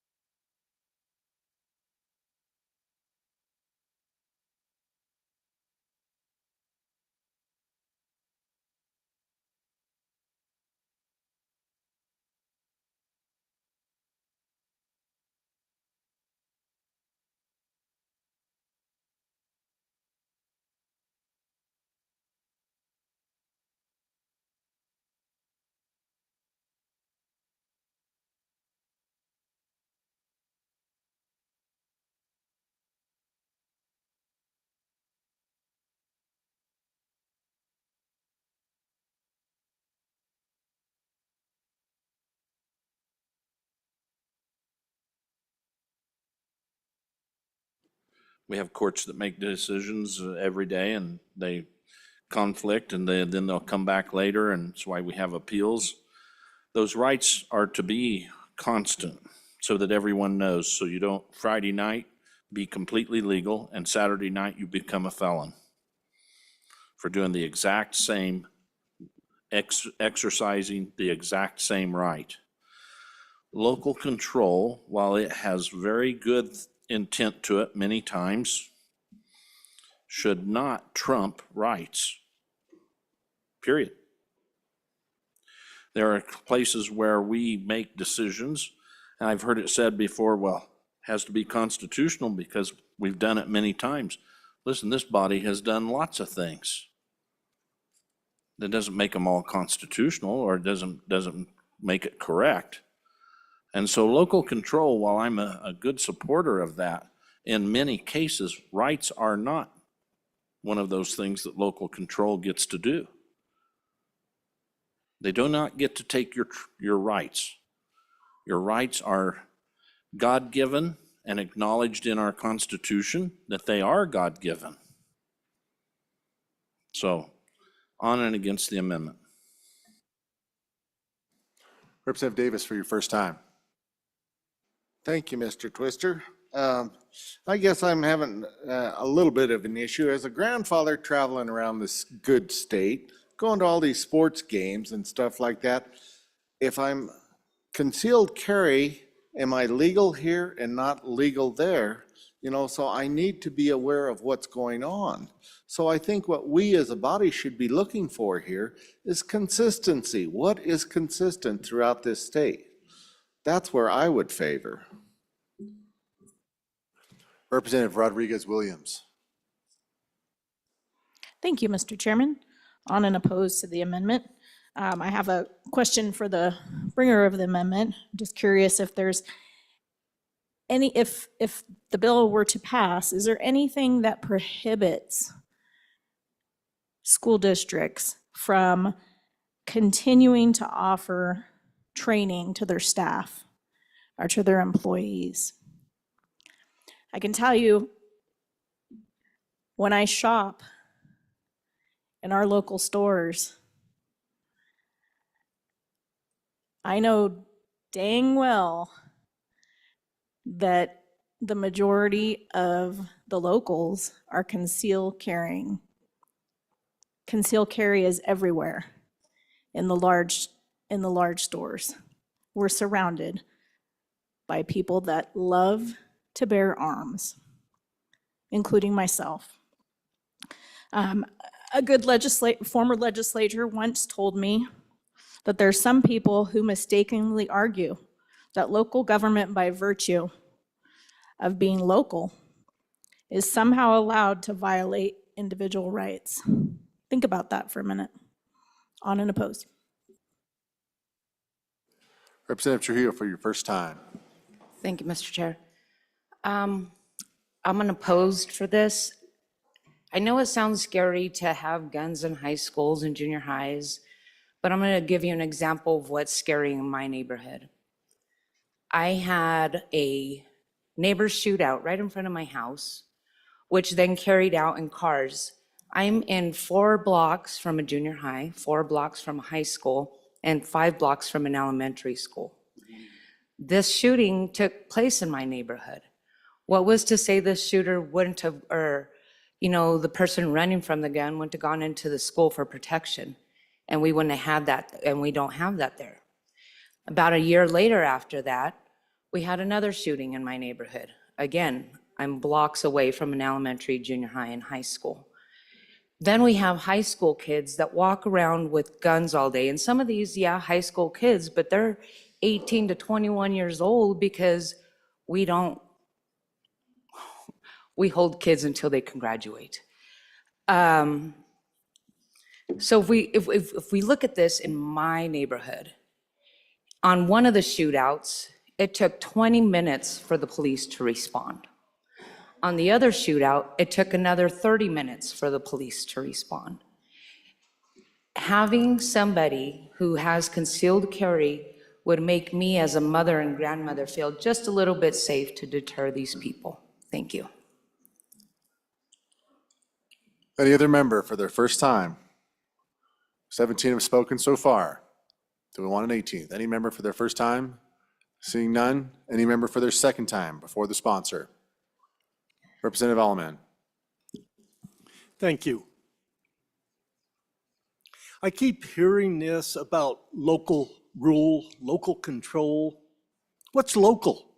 I need that information. Is Midwest and Edgerton, is that local to Casper? I don't think so. But yet Casper rules and controls us. We have absolutely no police protection. Our school is wide open for anybody who wants to walk in there with a gun. I think we need to put some teachers, if they are certified, I think we need to put some teachers in there who can take care of this. So if you care about the kids of Midwest and Edgerton, you will vote this down because they need your protection. Thank you. Representative Pendergrass for your second time. Thank you, Mr. Chairman. On and against the amendment. The subject of safety was brought up, and in relation to that, I would remind you that study after study has shown that the safest, most law-abiding segment of society are concealed carry holders. Their presence deters all sorts of nefarious characters who would, to me, it's just common sense. We got somebody there who's responsible, who knows what they're doing, can keep an eye out. They're Johnny on the spot, so to speak. They can be there. The people who have ill intent don't care what the laws are, don't care what the rules are. They're going to do what they're going to do. Give us a chance to maintain safety. Thank you. Any member for their second time? Representative Haraldson. Thank you, Mr. Chairman. So the Second Amendment conversation obviously is always a fun one. But as we talk about concealed carry permits, one thing you need to understand, open carry would never be allowed. So I think a lot of times people think someone's going to go into the school and open carry or intimidate. No, that's not the case. If someone conceals and carries, someone with a permit conceals and carries, that's a decision for a lifestyle. It's not, let's be 100% honest, if you've done large amounts of concealed carrying, your wardrobe changes. You choose to be someone that decides to protect people. That's what you're doing. These are individuals that have chosen to do this because they care. They care about the safety. And the truth of the matter is the safest place in the world is a place where armed citizens have the right to carry. Because we do police ourselves at that point. Time and time again, we've seen where the areas where guns are not allowed through simply just a sign, the only people that listen to those signs are us, law-abiding citizens. And so at the end of the day, if you're not careful, what you're going to find yourself doing is once again trying to protect our children with a sign. And if we send it back to that place, we've already seen three school boards have made a decision to arm their schools in this state. What's to say that's going to change? What's this going to say that all of a sudden they're just going to go, yeah, absolutely, this is definitely a need, we're going to do that. You guys, I will challenge you to say that isn't the case. They'll continue to walk the path we've seen walked. Maybe we'll pick up a couple, but at the end of the day, we will have students not protected in our schools. And that is not acceptable. We need to protect our kids. And the truth of the matter is we don't have the ability nor the facilities to place an officer in every single school. And even at that, that's still not the best way because an officer is a visible target where a concealed carry permit holder is not. So people constantly are wondering who is the person that's carrying a firearm in this situation, who's safe. And at that point, it deters crime. We've seen it statistically. This is a safe way to protect our children. And at the end of the day, if we're not careful, we could become a statistic. And I don't want that to happen to any of our kids. So on and against. Any other member for the second time before the sponsor? To the sponsor, Speaker Summers. Mr. Chairman, thank you, and a good debate. I do believe that we need to have more access than we currently have for conceal and carry. And I think this is a way for local communities to decide some of that. And so I do support local control, and I would urge your aye vote. Seeing no further discussion, Chief Clerk, please call the roll. Ellerman? Allred? Andrew? Angelos? Banks? Bear? Berger? Brown? Burkhart? Byron? Chadwick? Chestick? Clauston? Conrad? Crago? Davis? Eklund? Haroldson? Harshman? Heiner? Henderson? Hornock? Jennings? Knapp? Larson Lloyd? Larson JT? Lawley? Locke? Nyman? Newsom? Nicholas? Nemec? Northrop? Oakley? Obermuller?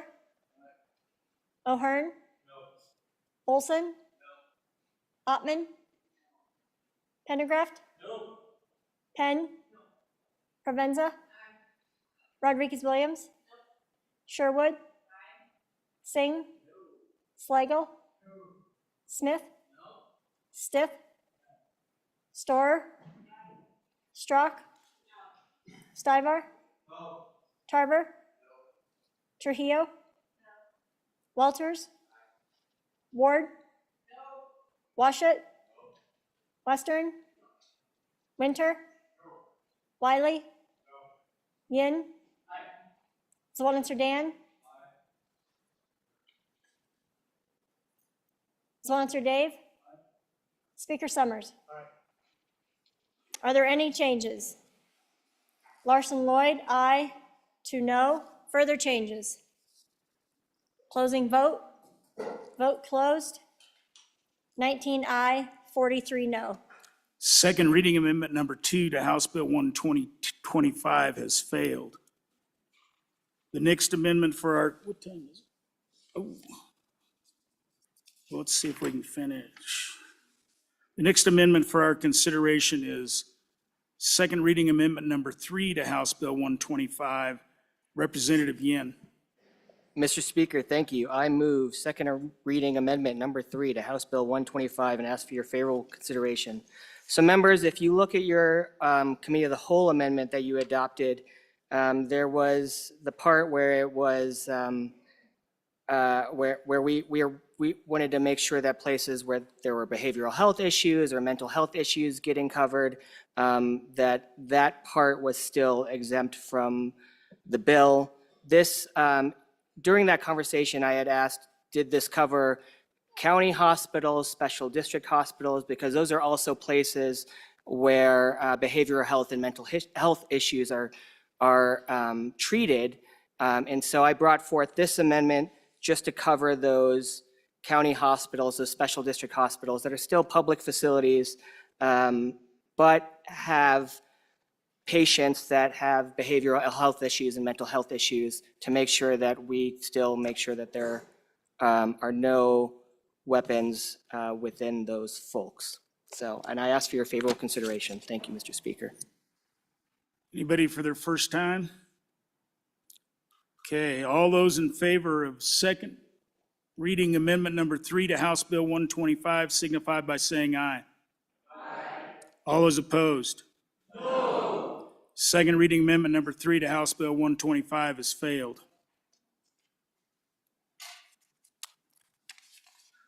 The next amendment for our consideration is second reading amendment number 4. Chairman Newsom.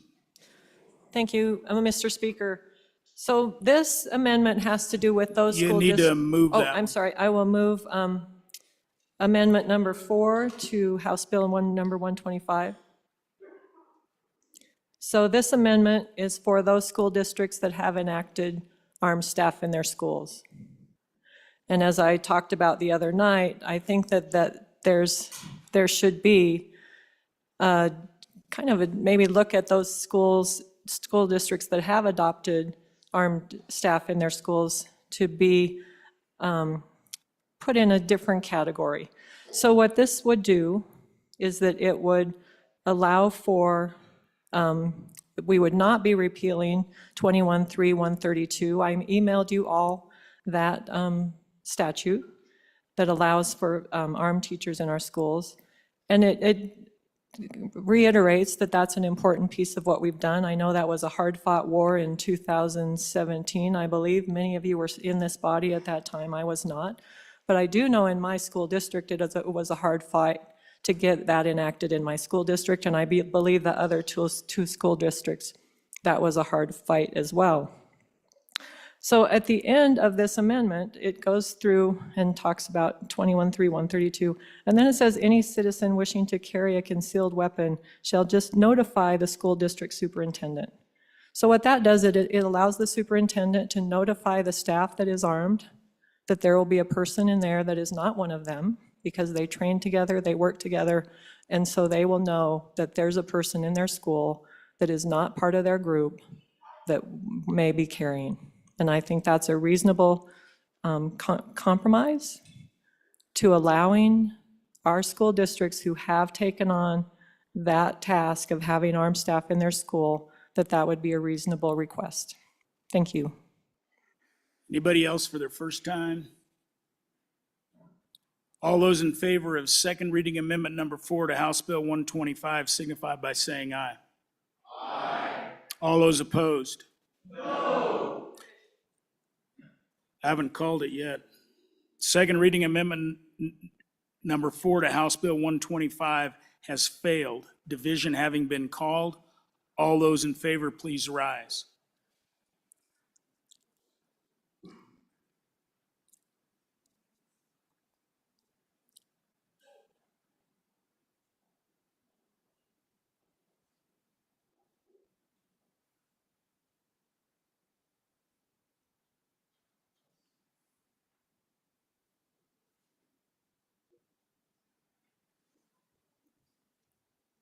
All those opposed, please rise.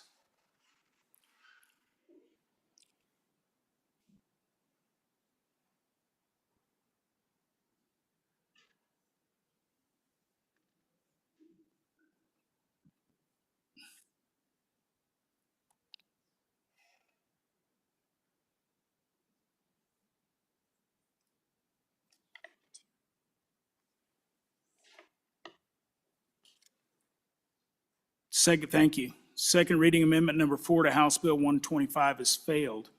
29 to 32-ish, we think. So, all right. I believe that's the last one of those. Is that right, reading clerk? All right, House Bill 125 having been read 2 separate times, the question is, shall the bill be read a third time? Hearing no objection, it is so ordered. Mr. Majority Floor Leader. Mr. Speaker, I move the House stand at recess until 2:15 p.m. You have heard the motion. All those in favor say aye. Aye. Any committee announcements necessary? Chairman Northrup. Thank you, Mr. Speaker. Your committee number 4 will meet after we get a bite to eat in room E3 to hear Senate File 9. Thank you. Chairman Burkhart. Thank you, Mr. Speaker. Your committee number 9 will meet Wednesday morning at 8 o'clock to discuss Senate File 50, Senate File 66, and anything else that might be assigned. Chairman Olson. Thank you, Mr. Speaker. Your House Corporations Committee will meet at 12:45, so get a bite to eat first in E005 to hear one bill, Senate File 2, Public Utilities Net Power Cost Sharing Ratio. Okay, Chairman Nicholas. Thank you, Mr. Speaker. Your House Appropriations will meet in 301 to hear Senate File 38, Senate File 48, Senate File 49. You have heard the Majority Floor Leader's motion. All those in favor signify by saying aye. All those opposed? The House will stand at recess until 2:15.